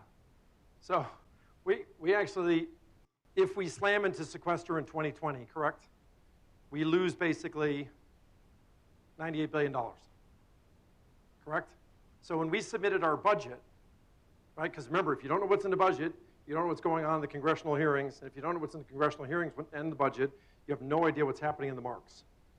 So you can't predict what the outcome's going to be. So we literally, there is actually, the department's base budget request is $545 billion. We have another $98 billion of OCO for base. It's the base, right? And then we actually do have $66 billion that's really for the war. And so when you actually go through the budget documents this year are so complex because we're trying to create the appearance that we're fully so if sequester hits us, it doesn't hit the Defense Department, it just hits the domestic priorities, right? because everything's tied to the war, right? So to the department's credit, the department didn't just dump it in to say, oh, this is war money. The department specifically said, here's what I need for the war. I need $66 billion. That's consistent with past, right? And the department created a brand new bucket called the OCO to base, right? And immediately what happened in all these congressional marks is, particularly on the House side, the House didn't mark to the president's request. The House didn't mark to 750, they marked to 733. So right off the bat, they cut $8 billion right off the bat, in addition to the wall, right? And then they moved in all the authorizations. So if you read these 1,000-page reports, what you're going to find in there, like the Navy spends $4.7 billion a year on Navy weapons procurement, right? So this is all the SM-6. This is all basically their LRASMs, right? Everything they spend, all of their missile procurement. They took the entire $4.7 billion account and they stuck it in OCO for base. So what you're going to find this year in these giant committee reports at the HASC and the SASC, right? You're going to find that there's a huge amount of moving of money back to put it all back into the same account. The other thing you probably should be aware of when you look at the appropriators, because that's really what's going to impact your programs, right? What will often happen is they'll move money from OCO, right, back into the base this year. And what I noticed is they would move they would take a $50 million cut to your program in OCO, right? And it would say transferred to base, but only $25 million would end up as a plus up in the base. They were skimming money, right? And so you have to remember the appropriators are different. Each appropriator has a different account, right? But the programs that they hit of yours that were the most important, right, is your Next Generation Air Dominance went from $1 billion down to $500 million, right? And your OPIR went from $1.4 billion down to $1.2 billion. And your Advanced Battle Management System, sir, went from $35 million down to $25 million. And your light attack aircraft disappeared entirely. To your credit, you did get plus ups. You got an extra 12 F-35 CTOLs, right? You were asking for 45, they gave you 60, right? You got an extra 4 C-130Js. And there was 1 or 2, ma'am, you were asking about your MQ-9s. Magically, you only asked for 12 in the request this year, right? You asked for 3 in the base and 9 in the OCO, right? The hack mark suddenly has there's another 12 have appeared. I can't imagine that General Atomics had anything to do with it. The other thing you want to watch is the contract. I'll pick this up, sir. I'm sorry. I'm letting the momentum die here. The other thing you want to be careful of is, as a contractor, the Lobbying Disclosure Act. How many of you guys have read the Lobbying Disclosure Act filings? No? It's all right, sir. It's all right. I sense huge potential here, though. It's like the 57. It's like the 57 Ford we picked up in the junkyard, man. It's got good. It's like the B-52. It's got good bones. It's got good bones, sir. We can work with this. Okay. So the Lobbying Disclosure Act basically requires all the contractors every quarter to basically disclose what they lobbied on. Right? And some of them are a little more sophisticated than others, right? About being less obvious about what they're lobbying on, right? But what you can fundamentally see is right before Northrop needs something, all of a sudden Northrop lobbies. And what you could see, you can't always see what they're lobbying on, but you could see the magnitude of the money they're suddenly spending.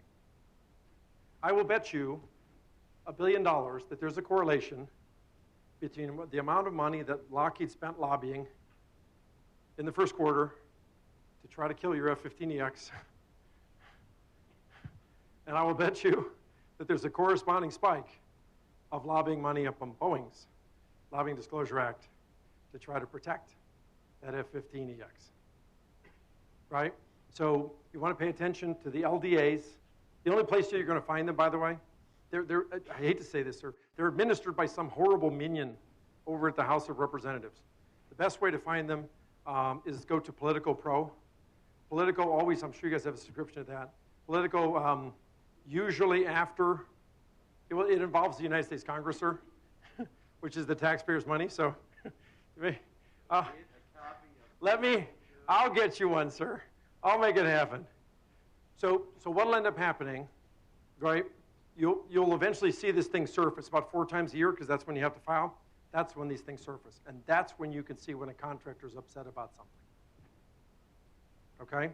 Now, another thing we forgot to tell you about, the contractors.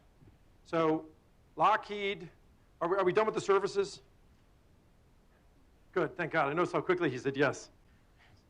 Thank you, sir. Right, so Lockheed trades at $333 a share, correct? And Lockheed has how many shares? 281 million shares, right? So 4 times a year, this comes out, right? So who's got a calculator? Take 333. Oh, that's a cell phone. I'm sorry, man. I thought like she's like really engaged. She's got the calculator out. Cell phone. I'm probably texting her. I know. This document is worth $93 billion. This is Lockheed's results summary from first quarter. This little document, right, propelled them.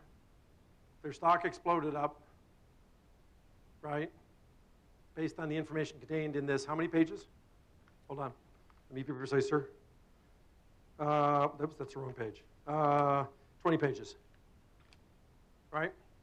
So when you're watching the contractors 4 times a year, we're going to have results, right? So we've already had the first quarter results, right? That's March 30th. We ended March 30th, correct? So the results always happen 3 weeks after the end of the quarter. So we're 2 weeks away from the end of 2Q, correct? Right? So unless I'm a complete idiot, don't bet against that, sir. It's possible. We're going to see in the 3rd week of July, while everybody's off on recess, what are we going to see? 2Q results, right? And then in late October, we're going to see 3Q results. And then the 3rd week of January next year, we're going to see 4Q results. And at the same time, the companies will roll out their guidance, right? One of the things he was focused on was making sure, right? So literally, Lockheed posted, I think it was 21% growth in their sales. That was driven by F-35, and that was driven by Army missile procurement. And they posted a 31% spike in their profit, which was a little bit F-35, but it was really Army missile procurement, particularly MDA THAAD, correct? And so when you get to the investors are only going to be concerned with about 4 or 5 different metrics, right? One of those, right, I don't have my glasses on, sales, you obviously get that. By the way, so when a company says, these are my net sales, just disregard the net. A lot of companies like Northrop Grumman do a lot of subcontracting to different, right, of the sectors. And so because of the rule, it runs profit on profit, that all gets backed out. So when a company says net sales, completely disregard the net, right? Sales number 1. Then they're going to say, in this case, it was Lockheed was $14 billion of sales. I forgot to tell you guys a little detail, right? Lockheed stock exploded upward after this massive 21 an extra week, right? Oh, and by the way, on this 20-page document, so this comes out at 7:30 in the morning, right? It's worth $93 million, right? Because that's Lockheed's value. On page, hold on, sir, I'll find it. Oh, here it is. On page 20 out of 20. There's the little thing. There's a footnote that tells you there's an extra week in 1Q 2019. Remember how investments are done. Investment, you guys already know this. I'm not interested in the number. I'm interested in the trend line. Are you growing? Are you flat? Are you shrinking? And I'm really interested in the magnitude of the speed with which that's happening, right? So Lockheed really didn't have 21% sales growth in 1Q, and they really didn't have 31% operating profit in 1Q, did they? Because they had 14 weeks in the first quarter of 2019, actually to be precise. They had 13 weeks in the first quarter of this year, and they had 12 weeks in the first quarter of last year. When the results come out, the results are about trends. They're not about precise. They're about my future power earnings growth. You're not buying my stock based on my result, my performance for the quarter. You're buying my stock based on my future performance, based on my current performance. It's like your past performance. If I'm always late, to my job every day, what's the odds I'm going to be late tomorrow? If I always have a cost overrun, right, this is part of what's going to get Boeing in trouble on KC-46, right? Boeing is saying they didn't buy in on TX, correct? And so eventually, right, but they did take a $400 million charge in 3Q, right? And so one of the things that's critical, the same way you rely on past performance, like how I'm going to, it's like character evidence or habit evidence. Jim's always on time. Jim's always late. Jim's always early. The same thing is true here. So the very first thing you have to realize is all the defense stocks, they underperformed last year. They didn't do well at the end of the year, right? And Lockheed just retired its CFO. His name is Bruce Tanner. How many of you guys have heard that name? I meant to say that with gusto and positive attitude. Right? You've heard of this name. And let me guess. Does the name suggest that when you hear that name, it's probable there's going to be some hard bargaining? Correct? Well, he just retired. Yes? And so the CEO of Lockheed Martin has just extended her tenure. She's just turning 65. Her name is Marilyn Houston, as you know. And she changed the bylaws. The bylaws are what's called a proxy. I'll tell you about that in just a second. Right? It's not given to you. It's given to the investors. Right? And all of a sudden, they called him a $10 million man because that's what they paid him every year. During the results calls, the analysts and investors would specifically ask the questions to Mr. Tanner on the finance.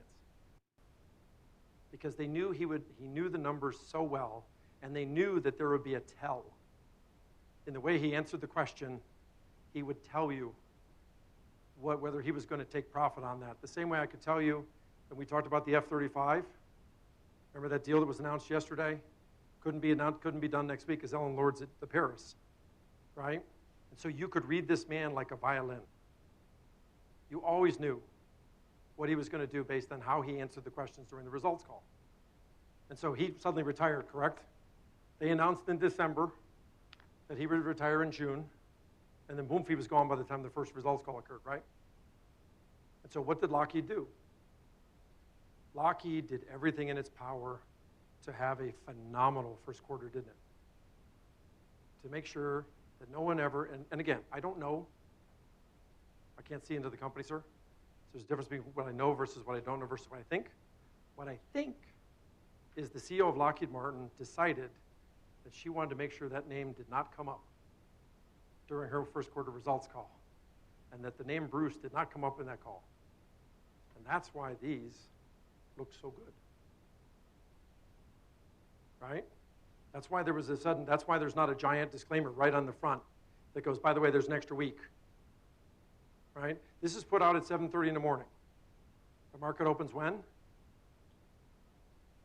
When is the results call? 11:30. They put this out at 7:30. They're always the first defense contractor to come out with the results. The market opens. The call's at 11. So what were they looking for when you saw this piece of paper? They wanted a big bounce. And they got a big bounce. And so what you see is that they took extra profit. There were two things that drove the numbers. I'm getting ahead of myself. Anytime you deal with these, it's perfectly acceptable to say, McAleese, I don't have 3.5 hours to be sitting through a congressional hearing. It's perfectly acceptable to say, McAleese, I don't have 2 days. It takes me to do the analysis on the hack demarks, that's a 385-page report. I read every word. It takes me a day and a half. It takes me a day to do DOD and Air Force, and then I send yours out, and then I finally get around to doing the Navy and Marine Corps, and then I finally get around to do the Army, and then I finally get around to do DOD, which is really missile defense. Right? So I can understand you guys aren't going to have time to do that. But if you're dealing with these companies, you've got to know the results. So let me kind of see if I can put this where it might be a little more useful. I mean, we get all this. We get they want their, we've seen behind the curtain enough to know they want to book sales. They want to do this before they quarterly report. They want to get cash flow going in before they can do all that. But when it comes to what our impact dollar for dollar is,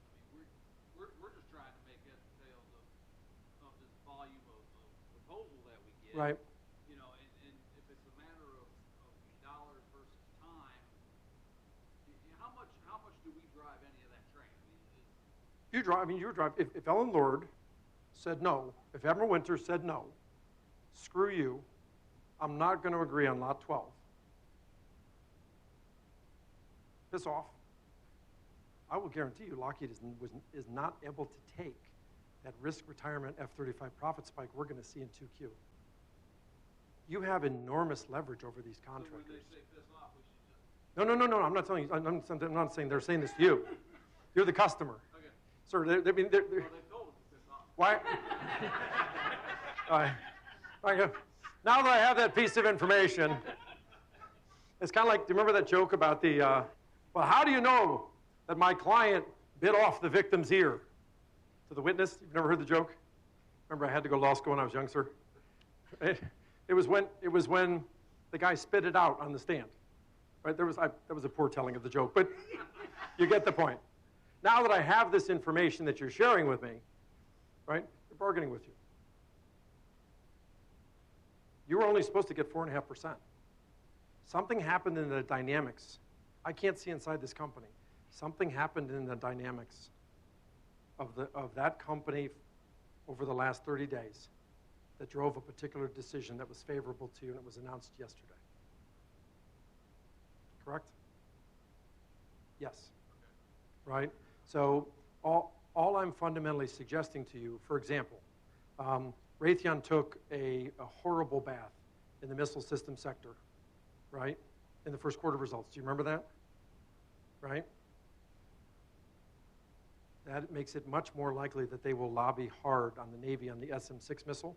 Remember, there's a 2019-2023 multi-year missile, right? And much harder they're going to apply pressure to Missile Defense Agency for the 2019-2023 SM-3 missile, the Block 1B missile. In other words, if I'm having problems operationally inside some of my sectors, right, it means that I have to offset and I have to react in other ways, right? I can tell you when we look at the Boeing results. So the second crash of the Ethiopian Airlines happened on March 13th, correct? Okay, so that means that Boeing's cash flow for the first quarter should look abso-freaking-lutely horrific, correct? All of a sudden, I got all these aircraft I'm just about to deliver, and none of them get delivered at 52 per month, correct? Could you imagine my surprise when I went through the results and I suddenly discovered that they made almost the same amount of cash flow in 1Q 2019 as they did last year when they were delivering even fewer 737 MAXs a month. So what I'm trying to tell you, sir, is someone made the decision in January. They didn't know a second plane was going to crash,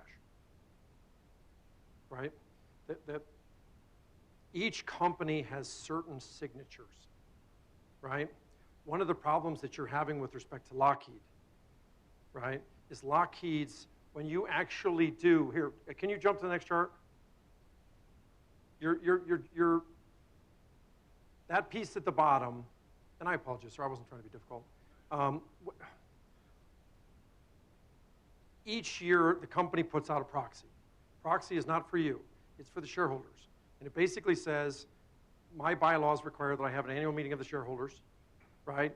And here's the proxy that I'm giving you. It tells you how I paid myself last year, and it tells you who I want you to vote for on my board, and it tells you how I'm going to pay myself going forward next year, correct? Right? And so each company has a different executive compensation. It's called the proxy. If you guys go on the website, just go on like SEC, skip a space, Edgar, EDGAR, and just put in LMT for Lockheed, or like if you were doing Raytheon, it'd be RTN, the stock ticker, correct? And what you'll find is you're looking for what's called DEF, DEF-14. This is the executive compensation plan for each of the companies. And what you'll find when you look at Lockheed, look at the bottom line, right? See where I write the 5.6? Did you give out paper copies, sir? Yeah. Okay. So when you look at, yes, sir. When you look at the bottom, she has two components, right, of her compensation. Her first component is called AIC, right? The problem was, I'm sorry, sir, I ran out of room, so I had to squeeze it in to get it into the charts. But of the $22 million that she makes a year, right, about $6 million of it is cash, right? That's called annual incentive compensation. Are you guys familiar with that? It's just going to be quick. It's about a 30-year compensation. All the CEOs who work for you all make about, it's 20 to $22 million. They all make the same thing. And the structure of each of these is all identical. The first $6 million is called the annual incentive compensation, and it's cash. And it will have very specific metrics, right? The second chunk of money is called the long-term incentive compensation. Sometimes it'll be called long-term incentive program, but it's the stock, right? It's the equity in the company.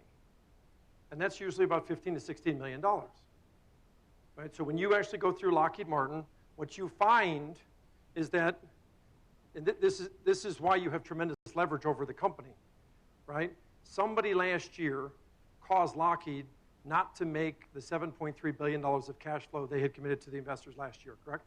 Somewhere at the last minute, somebody, I'm assuming it was Admiral Winter, right, didn't make a payment of $300 million, right, in the fourth quarter and last week of December. Lockheed missed its number for cash flow, and I'll walk you through exactly how she gets paid, right? That cost Marilyn Houston about $2 million of her $22 million compensation, right? Each company has a completely different animal, right? When you look at Lockheed's, the first $6 million, right, it's a numerical formula, right? 70% of the $6 million, so think like $3.5 million, 70% is called financials, right? Right? And the first 20% of that 70 is sales, correct? The next 40% is what? Profit. And the next 40% is what? Cash flow. And do you know what cash, and I'm sorry, sir. Do you know what, I should have, instead of dicking around at the beginning, I should have been better about getting to these points. No, well, but the issue that we run into when we try, the people we deal with, Right. they're given their marching orders based upon that. They're not making those trades. She's going to decide whether to, Right. Marilyn Houston and the new CFO, Ken Posenried, are going to decide when to throw in that towel. I don't know that they get to that level of insight. I know they do, because I know OSD is negotiating directly with Michelle Evans, right, down at Aeronautics Sector. They're negotiating directly with her from OSD. And what I'm trying to tell you is when you look at this animal, if you look at Lockheed, the first 70% of that $6 billion is going to be financials. And 20% is sales, 40% is profit, 40% is cash flow. Cash flow, so you guys already know this. If you look at the cash flow statement, you basically take all of my earnings after tax, correct? And that's the beginning of the cash flow. Then you take away any accounts receivable that I haven't been paid yet. That's a negative. Then you take away inventory of work that I'm doing, right, that I haven't gotten the bill yet for, and that's a negative. And then you take the accounts payable if I haven't paid someone like Boeing didn't, right, and that's a positive. And then when you add all those up, that's the cash flow, right? And so what I'm trying to tell you, yes, sir.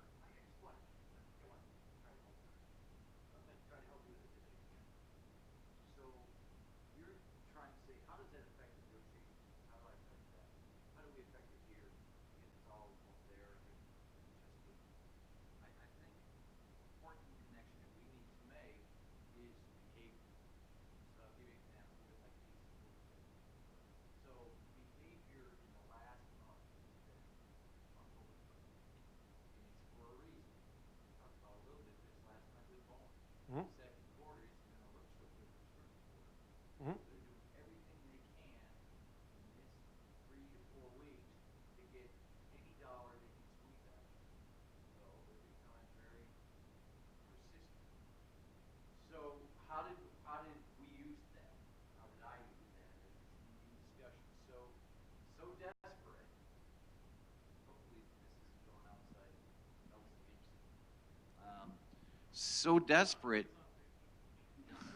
So desperate to get cash flow, they tried to leverage us and bribe us and hold back UCAs in a completely different sector in order to bribe me to get them cash flow on a KC-46. So if I didn't know any better, I'd say, oh, I'd be scared. Well, No, the next day, because I know they need that cash flow so bad, I called their bluff on it. Within 10 minutes, they called that off. So there is a connection. I think that's it's a connective tissue with Lockheed. It's watching these reports to see how their behavior is and where they're going, and then how that's gonna, so for the multi-year 3, right? What's affecting you? I think you already mentioned it. 9% that they gave F-35 is going to directly affect the end of our negotiations in multi-year 3. So we know that. Right. So we don't play that game, and we negotiate the right and the good deal, knowing that in our back pocket what they're going to try to do to squeeze us. So they're going to make stuff up in the end. Well, I expect it'll be mostly the profit side on that, but I mean, so I does that? yeah, I mean, Hopefully that's helping. Well, Lockheed's not really the best example, I would say, at this point, too, because they have been far better behaved. Because they're doing really well. Well, I guess I'm not trying to be mean, right? It's my fault. What I'm trying to tell you, sir, is the CEO writes the proxy. The CEO is the one that writes the executive compensation structure for how he or she will be paid for the year, right? It's critical that you know the basic executive compensation structure for each of the different companies. The bigger the program, the more material it is, the more important it is that you know. The reason why I tell you this is when you look at Lockheed Martin's compensation, what you can fundamentally see, what I did, sir, is I took the short-term money, right, that she gets paid out of cash, and I took the long-term money she gets paid out of stock, right? And I said, what's the common denominator, right? And I tried to give it to you in the sentence right here so that you could basically say, of the $22 million, and each CEO is different. The $22 million, right? Lockheed CEO executive compensation primarily values total shareholder return stock price. Okay, what is total shareholder return? Oh, no, I got it. Total shareholder return fundamentally is how high does my stock price go up each year relative to a specific number of peers that I identify in my proxy. It's my stock performance judged relative to each other, right? And so literally, when you look at her $13 million of stock, 50% of that $13 million, that's $6 million right off the top, sir, is paid based on the performance of her stock price relative to other defense primes that she identifies in that proxy, right? And she uses two things to drive that stock price to make sure that she outperforms her peers, right?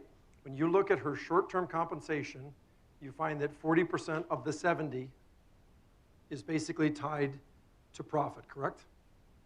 And another 40% of the 70 is tied to cash flow, correct? When you look at the bottom piece of the $13 million, you find that 25% of her $13 million is tied to return on invested capital. It's my fault for not explaining that was to you. I was dicking around in my introductions. Return on invested capital is literally my profit divided by the amount of debt and the amount of shareholder equity I have. Return on invested capital is actually another name for profit. What I'm trying to tell you, sir, politely, is I'm trying to tell you that you cannot incentivize Lockheed with sales. Where I think I'm failing to connect the dots is we can control a whole lot of that. We're willing to make trades on cash flow. We'll turn the spigot on for better results out of it. I don't think their working level people understand this, honestly, because I think we've made it pretty clear in a lot of pretty big negotiations. We'll make trades on that. We'll let you have the cash flow. We'll trade profit. We'll do these things that seem to reflect specifically into what your CEO is looking for. I don't think they get it. So, Rob, when you get to the end of the deal, you did on multi-year 2, you did on the Saudi deal, what happens is sometimes I get involved, because Michael Caine understands, right? Because what gets flowed down, he probably has the same percentages,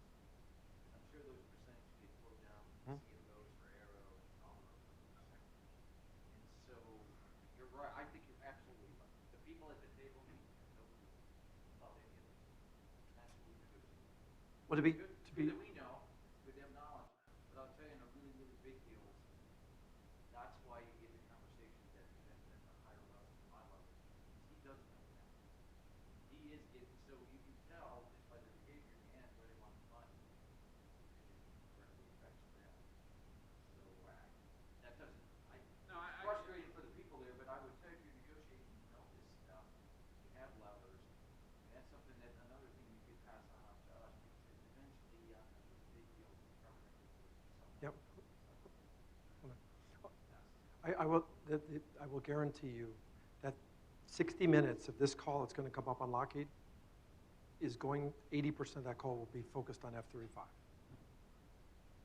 And so there is no doubt in my mind that that CFO and that CEO, as you get closer to the end of the quarter, have an intense, somehow magically it happens, right? And I'm assuming the program reviews, I'm assuming what's happening, sir, is, and I don't mean to be difficult, you're being taken advantage of because you guys are operating in silos, right? And so that F-35 deal that on that $34 billion contract that was announced yesterday will drive a huge spike in Lockheed's stock price in 2Q. And that huge stock price literally drives half of her compensation, right? And so if it wasn't for that fact, I don't think she ever would. One of the things that I didn't mention when we talked about the Raytheon United Technologies, you've noticed that all of a sudden Raytheon has had a lot of program performance problems come to the surface. Have you guys noticed this? Doesn't it seem like that was about the same point in time that Raytheon began negotiating a merger with United Technologies? Doesn't it seem odd that when I went on vacation for a couple of months and I came back, my grass was 2 feet tall on my lawn because I wasn't there every day mowing the grass? And the problem, sir, is I can't see these things until I see them. The problem is, until I had no idea that they were going to make that concession, right? But the only thing I can see is, oh my God, this is not what I was expecting. And once I saw it happen, then I'm like, okay, that means that these other things are probably going to happen as a result, right? Lockheed is trading at really what I'm trying to tell you is, Lockheed has an executive compensation that drives the CEO, the CFO, plus all the sector presidents. That's that right there. That entire executive compensation is tied to only two factors: maximum operating profit and maximum resulting cash flow.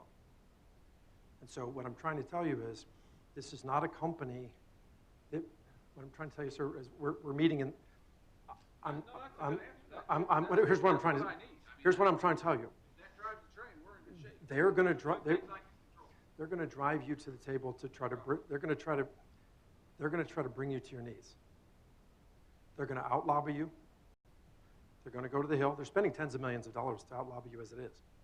They're going to get those F-35s back even if the F-15EXs come in. Right? It's done. Right? And so all I'm trying to tell you is, think of this as a big, this animal right here is a big game hunter. This animal goes to Africa once a year to hunt big game. There's not enough rabbits they can kill in Africa.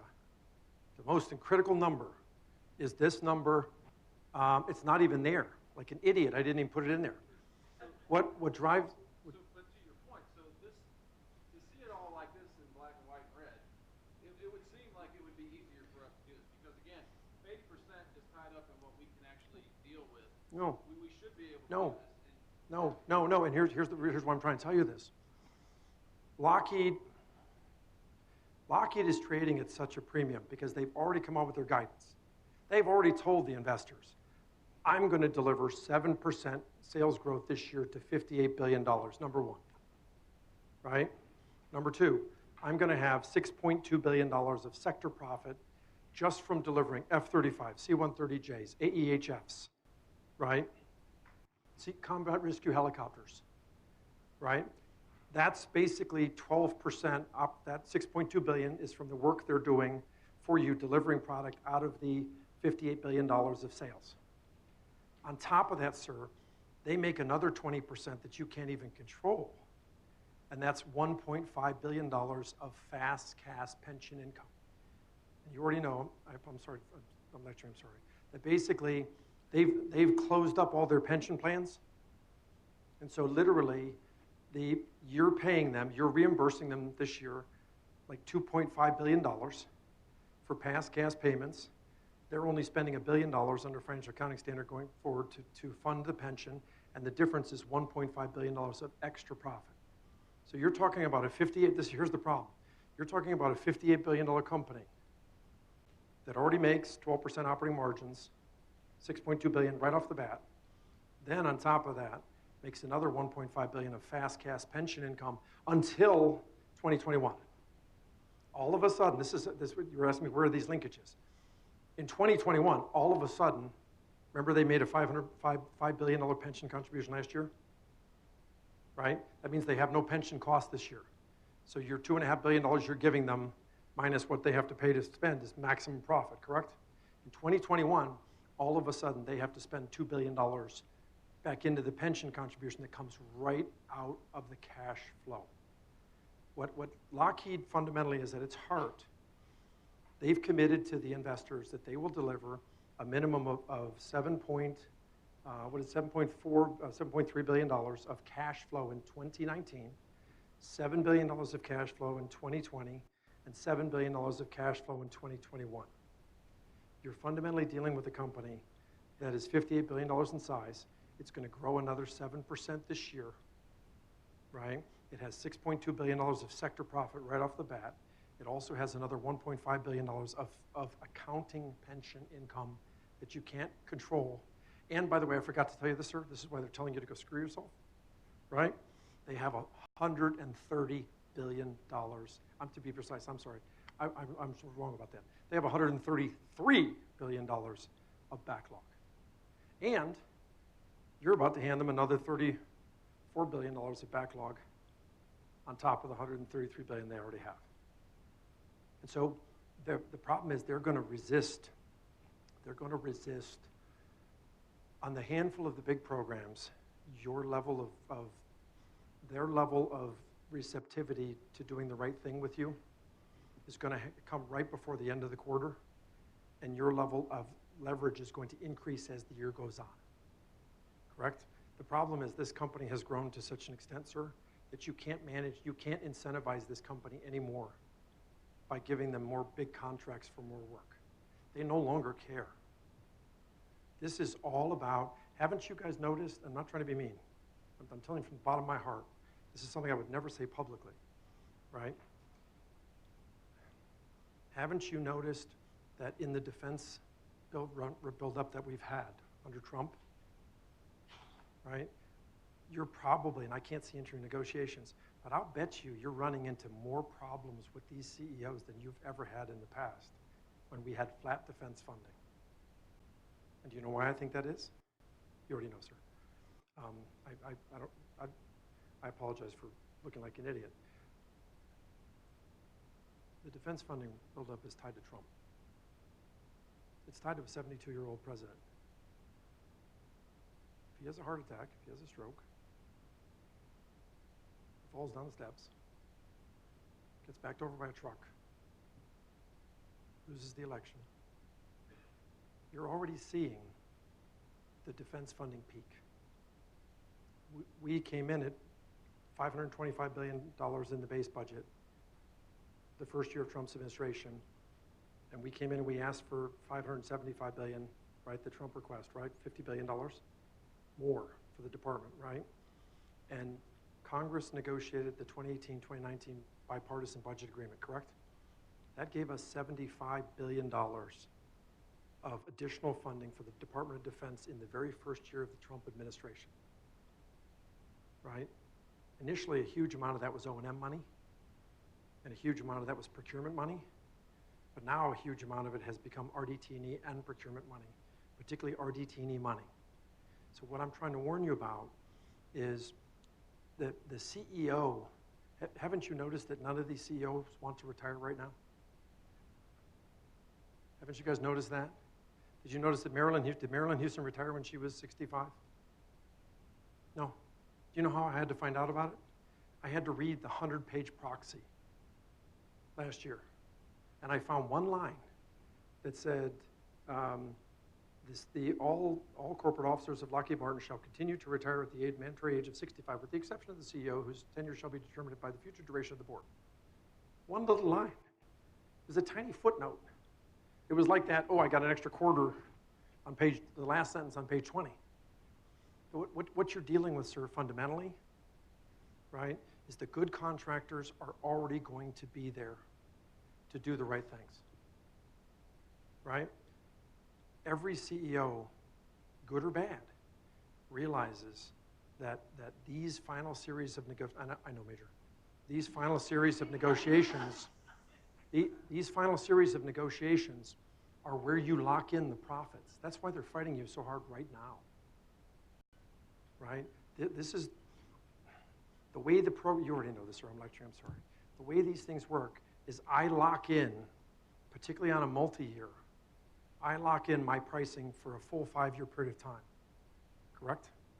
And then I decide, so as a general rule of thumb, you guys already know this, so if you negotiate like a 12, let's just say 10, just to be easy, right? On a 5-year, Lockheed will generally in the first year come in artificially lower at like 6% profit. Second year they go to 8, third year they go to 10 because that's constant. Fourth year they go to 12, the last year they go to 14%. So the companies are deciding when they take the risk retirement, right? Lockheed had a huge, the moment two things drove Lockheed's enormous 21% sales growth and 31% profit growth.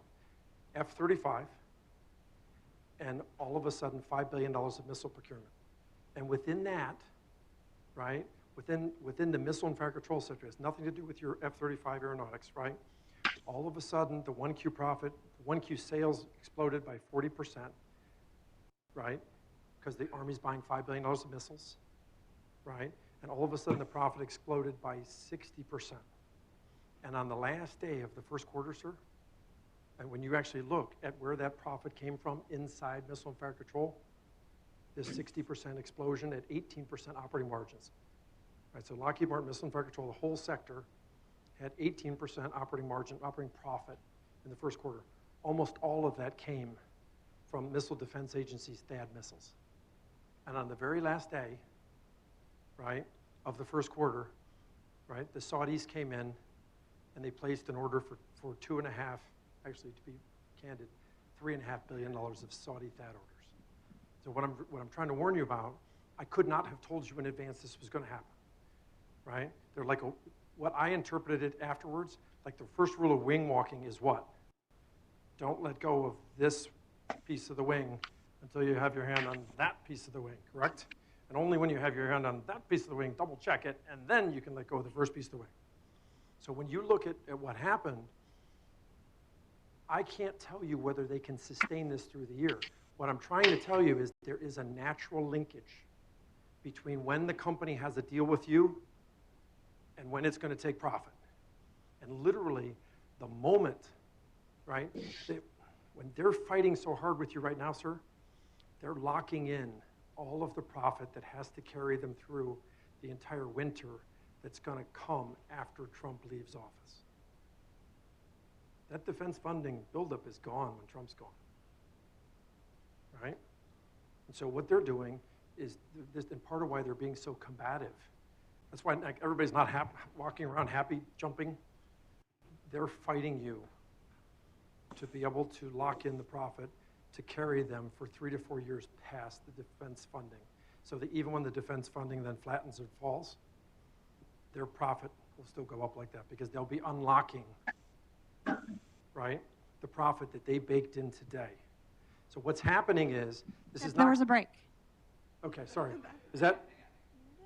So we're gonna do it all. Let's go, we're gonna go for another 20 minutes, and we're gonna stop at 4. Yes, sir.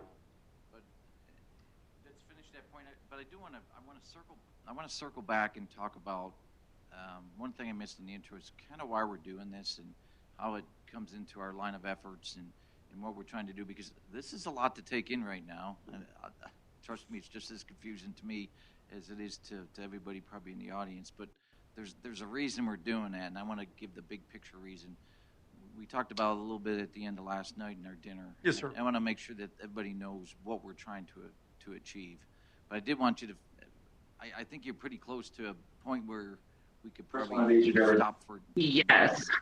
Oh my gosh, I did not realize how much time and all that information in your brain you're trying to. It's going to take me 5-10 minutes. You guys have the JASM, right? It's a lot of information. No, the Air Force has the JASM. Okay. Where's that manufactured? Someone would have said something. That's just my opinion. You wouldn't be far. That sounds like there's a radio in the background. It's all good. I'm mute out there. All future negotiations you have on JASM, right? Before you can have those even negotiations on JASM, because they cost about $1.3 million a piece, right? So you're requesting $500 million for JASM for 430 missiles in 2020, correct? Right? But the sector that you're negotiating in, Lockheed Martin Missiles and Fire Control, which is about 20 to 25% of Lockheed Martin's $58 billion, they're swimming in $5 billion a year of Army missile procurement, right? So to the extent that you don't know that, right, the overhead rate, by the way, that you should be getting should be massively less, should it not? If that sector is getting about $5 billion a year of Army missile procurement that no one was previously anticipating 2 to 3 years ago, correct? In fact, as we speak, Lockheed Martin is literally knocking down the walls to double and triple the production of the guided multiple launch rocket, 15,000 a year for the Army, right? Like 7,000 Hellfires for the Army, right? They're taking the Army PAC-3 MSE missile from 270 a year up to 300, I think almost to 400 a year. What I'm trying to warn you about, sir, is there's a relationship. If I can leave you with any acknowledgement during the period of time, it's that these sectors are run as an integrated, holistic sector. And therefore, any impact that happens in another major program inside the sector where your program is impacts your program. When Lockheed announced the $3.5 billion of Saudi THAAD, right, Lockheed was ecstatic. They were jumping up and down on the results call because they had just taken 34% profit margins in the first quarter on missile defense MDA THAAD missiles. And they were jumping up and down about how much future profit this meant because the Saudis had just put down the first $3.5 billion orders for Saudi THAAD missiles out of $15 billion of orders that were coming through the door. I sat and I listened to that call, and I thought to myself, half of that money, right, belongs to you as better profit as the contractor. The other half of that money belongs to the U.S. Army in overhead reduction. It belongs to you for your Hellfire missiles that you build in that plant. It belongs to the Army for the Hellfire and the Gimler missiles they build in that plant. And it belongs to Missile Defense Agency for the $800 million of THAAD missiles that they build each year. In other words, Lockheed shouldn't be able to charge Admiral Hill over at Missile Defense Agency $10.1 million missile for that THAAD missile when you got $15 billion of Saudi THAAD FMS orders coming through the door. That's the moment that deal got locked down, I should immediately be seeing the unit cost coming down on all those missiles going forward that MDA buys, correct? And I should also be seeing the overhead reduction rate in terms of all of the forward pricing rate agreements. That should also be coming down across the board in that entire sector, shouldn't it? That's all I'm trying to point out, sir.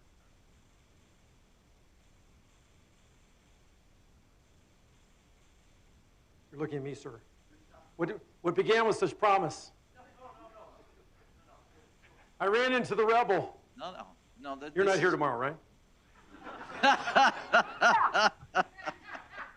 I'm going to have to go pull an all-nighter tonight, sir. No. I'm going to be ready for you tomorrow. That's right. But you're not going to be here? No. All right, sir, we can have dinner and drinks tonight. He's not coming tomorrow. He's not, no, he'll be there tomorrow. There's no doubt in my mind he'll be here tomorrow. Let him go, sir. Don't make him come. No, he's coming. He's coming. I should have mentioned this in the beginning. And so a lot of what you're hearing today is you're hearing like for the first time, and it's different, it's new, it's hard to connect. I've been on this job, I told you, 5 years. First 2.5 years, I don't think I read one McAleese report. I don't know if he had them out, but if he had them out, I never saw them. And so in the dark, the only way we know how to get the behavior of a contractor is through experience and watching it. So our goal with bringing, advanced negotiation workshop, bringing Mr. McAleese in, and we're going to use Mr. McAleese a lot more in how we do business because we need to get smarter in this area. It's not that we're not smart, but we've just never been exposed to it. And so imagine, as me and General Holt said last night, it's not us. This isn't for us. We're renting space. It's for the folks that are coming up. So imagine a time 10, 15 years from now that the PCO can get up here and say exactly what Mr. McAleese is saying. I mean, that's our goal. I mean, right now it's overwhelming. And when I hear him, I learn something probably every 5-10 seconds of what he's briefing because it's different. And to me, I love connecting pieces, and so it helps me connect the pieces. But not fair to any of us because we've never been exposed to any of it. And frankly, your program's your program, right? Your PEO is in his silo, it's in their portfolio. But boy, if we are to be effective, if we are to be those mission-focused business leaders, we've got to start getting a lot smarter in this area. But it's not on you, it's on us. It's on leadership to give you that opportunity. It's on leadership to give you the training. It's on leadership to give you the schools to go ahead and do that. And then that's what you're seeing. That's what we're starting now. I know this is a lot to ingest. It is for me, but we got to start somewhere, and I think this is a great place to start. What I'd love you to just listen and just pull it in, and even on your smallest deal, start thinking about it. And Rob, you got a great point. So the frustration we're going to have is the teams across the table, hey, they're not told any of this. They don't know any of this. But that's okay. If we know it, that's all right. We can still leverage. We can still leverage in particular points. Sure.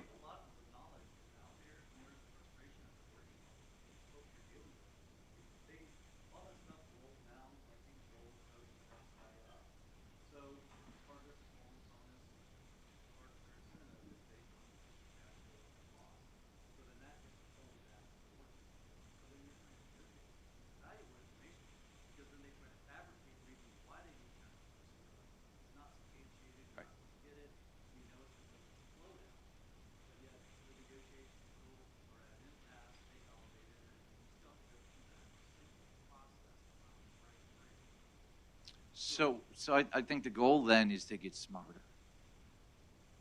So how do we figure out a different way to deal with that? We know it. They know that. They don't know why they're going after cash flow. They just keep pounding it.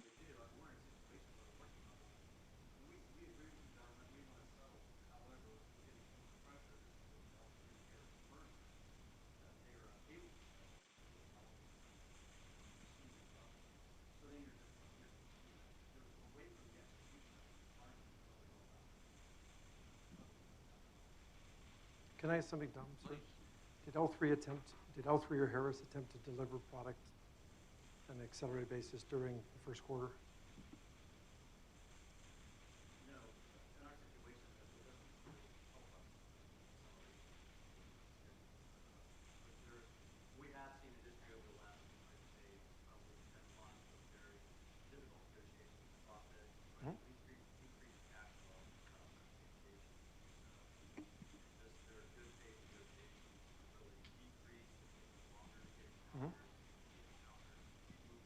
Right. It's because the decision. Well, to be fair, the merger hasn't occurred. Right. The guys that you're talking about, the only way that you can generate the kind of savings that I was talking about is to take $1 billion and make $3 billion in 3 years. Right. $500 million of that is growth they're going to get anyway. The other $500 million is by becoming much, much, much tougher in the negotiations. Until that merger happens, Mr. Brown and Mr. Kubasik are competing. The very first thing they did when they announced the merger, sir, is they announced that Mr. Brown will be paid what Mr. Kubasik is paid, and Mr. Kubasik will be paid what Mr. Brown is paid, which is $14.5 million a year. They linked the two of them together identically. The next thing they did was they indicated that Bill Brown will be the CEO and chairman, and that Mr. Kubasik would become the COO immediately, right? But all other things being equal, in 2 years, right, Mr. Brown would become the chairman and Mr. Kubasik would become, right, the CEO. What I can see is once that deal was announced, the companies became more aggressive, right? L3, Harris didn't want to negotiate any more deals because it can't take any bad deals, because Harris is not driven by growth. Harris is just driven by immediate cash flow right now, because Harris is just about to merge with a $10 billion company, that they're going to do the same thing to L3 that they did to Harris, which is why they have 20% operating margins. Harris wants no new work. However, I think we get that, but I'm going to speak to that, and that's part of our argument about the Navy delivering the enhanced task for really every forward looking at the basic cost. Well, what's the trade? I mean, that's where I think we lack. Yeah, we get it. You want the cash flow. You want the. What are you willing to trade? What are you going to either deliver more quickly, deliver more efficiently, deliver more of? Deliver me more. Yeah, something. And Give me more. We don't get to that part of the conversation. We got to start getting these people on the line. So if you go to the bottom of that and you say the guys at the table don't really understand that, I think they don't really need to necessarily, because they go to clearance. They don't talk about a reasonable price. They don't talk about reasonable cost or profit. They're given the parameters. Go settle within these parameters. And if they settle within those parameters, then I think above they achieve this. We have to figure out how to communicate that and get the communication up when we realize we're in that situation. How do we break that stalemate? I think I want more missiles, yeah. right? If you can,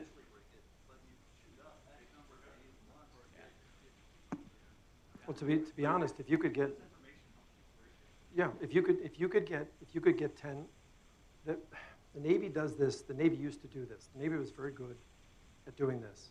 So, and this is why when we talked about Raytheon United Technologies, you notice I kind of gave Raytheon the benefit of the doubt, right? It's because historically with the Navy, when they would negotiate the weapons procurement, right, that account is frozen, and Raytheon owns all those programs in that account. So if Raytheon got too greedy with the pricing, they would sell fewer missiles, right? So historically, what I could always see of Raytheon missile systems, I could see that when push came to shove, right, they would trade pricing on missiles for quantity. In other words, I could see the win for the Navy because the Navy would get more missiles, right? If I could get better warranty terms, if I could get a tech data package, so I could recompete certain pieces. I mean, it shouldn't be a rocket scientist that says, KC-46, you guys got a fantastic price at $140 million a copy. I'll bet you that the spares package and the contractor logistics support is becoming increasingly combative. I mean, it doesn't require, this is kind of like saying I had a huge dinner last night. What will eventually happen? Well, I kind of know what's going to happen. Right? Jim drank 4 pots of coffee. Geez, I wonder what's going to happen. Will he pee? Will he not pee? So really what I'm saying is, every one of these companies has a signature. And it's tied to the very DNA of the company. Like when you deal with GD, I'm sure you've already seen this, right? GD, your big Safari's buying the G550s, right? Okay. So you obviously know that they've come out, they're not selling any more G550s to the commercial. You can only buy a G500 for a G400, and you can buy a G600 for the G500. They announced yesterday they're taking the G600 to the Paris Air Show next week. That means that you're now fundamentally paying for the entire cost. They don't want to sell any more 550s. You're paying for the entire cost to keep that production line going. And right now, Phoebe Novakovic, she's at the very beginning of the G500s, G600s, and her margin in that sector has fallen from 20% down to about 15%. That means she'll be looking to you if you really want that line to stay open, and if you really want those G550s, you will have to be paying more than you used to have to pay you will have to pay enough to help her pull up the price on the G500s and the G600s because they're just starting to come down the learning curve. All I'm suggesting is I never want to be in a position where I influence your outcome of a negotiation. That's not my job, nor should it ever be, right? But every place where I can see programmatic impacts, you should be able to anticipate after you take a torpedo hit to the side of the ship that you're going to be pumping a lot of water out of that ship. So the KC-46 is going to tell you the spares package is going to go up. They're going to increase the CLS for the KC-135 fleet, which will be difficult for you to see. It won't be difficult for you to see. It'll be difficult for me to see because I'm outside the system because it's O&M money. And it's harder for me to track. But you can see it.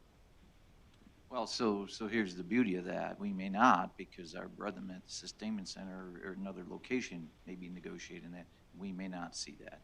And that's where we have to get smarter. So we've been talking about Bowen, for example. We've been talking with you, Steve Clark, up at AQX. One of the things we're going to do. Yes, sir.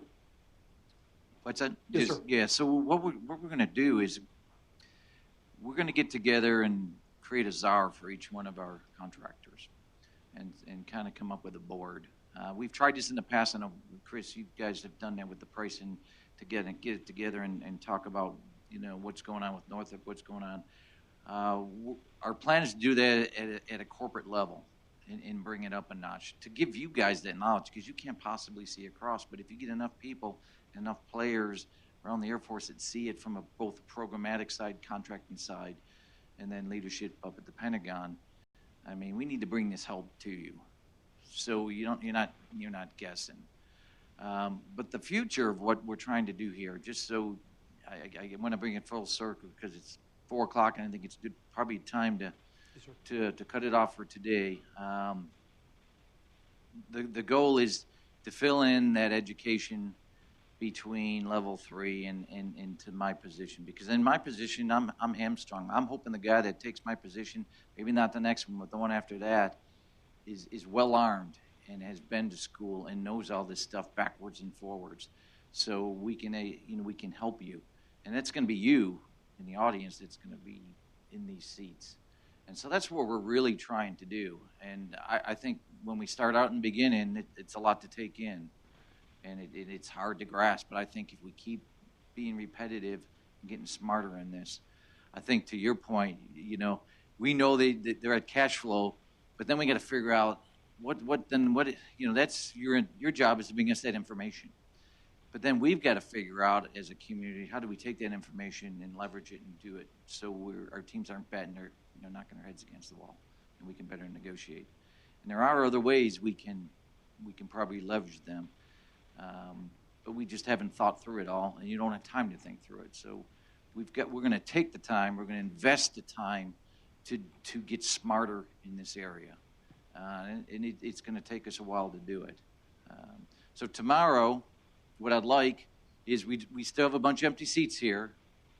Please, if you can bring anybody you want, bring a buyer, bring a PCO, please bring them. Let's start exposing them to this. I think it's good that even if they understand 2% of it, it's okay. Maybe next time it's 10%, then maybe the time after that it's 15, 20, and they start building that knowledge. They start hearing the language.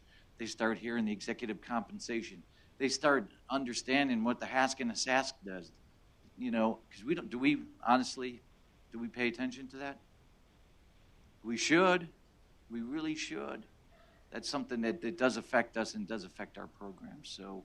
It came to light to me, I think, 3 years ago in DMS, I think it was, where if we didn't negotiate something within 6 weeks, we were going to lose like $400 million mark. Well, that came home to me. That politics are important. That's real money. That's real mission. That's real program. So I think we may be in the crawl to walk step, but I will tell you, as far as the rest of the Air Force, they're not even into the crawl stage. And so, believe it or not, we have far more knowledge than the rest of the Air Force in negotiating. We're the top. Your General Holt said that yesterday, but there's so much more that we can do in the knowledge that we need to help you guys get, because it's on us to do that, and we're really paying attention to that now. It's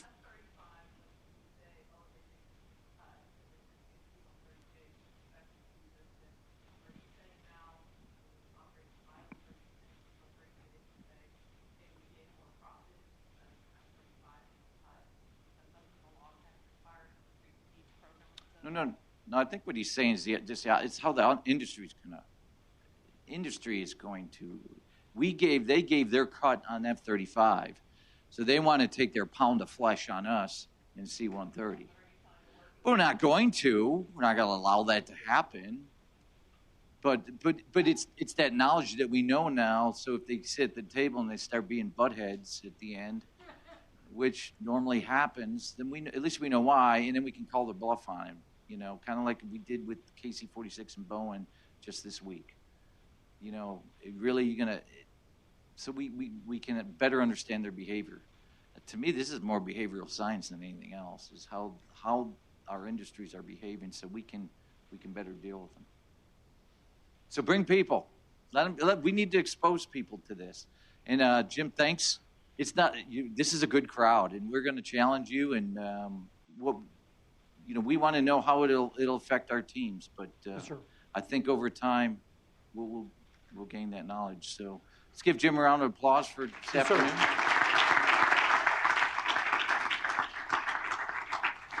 Now, besides Christy, who apparently is not showing up tomorrow, I hope to see you all here tomorrow. And bring a friend. And for those on VTC and on streaming in, I hopefully you got something out of that. Please give us some feedback on that, though. And Jim, thanks again. Yes, sir. Silly.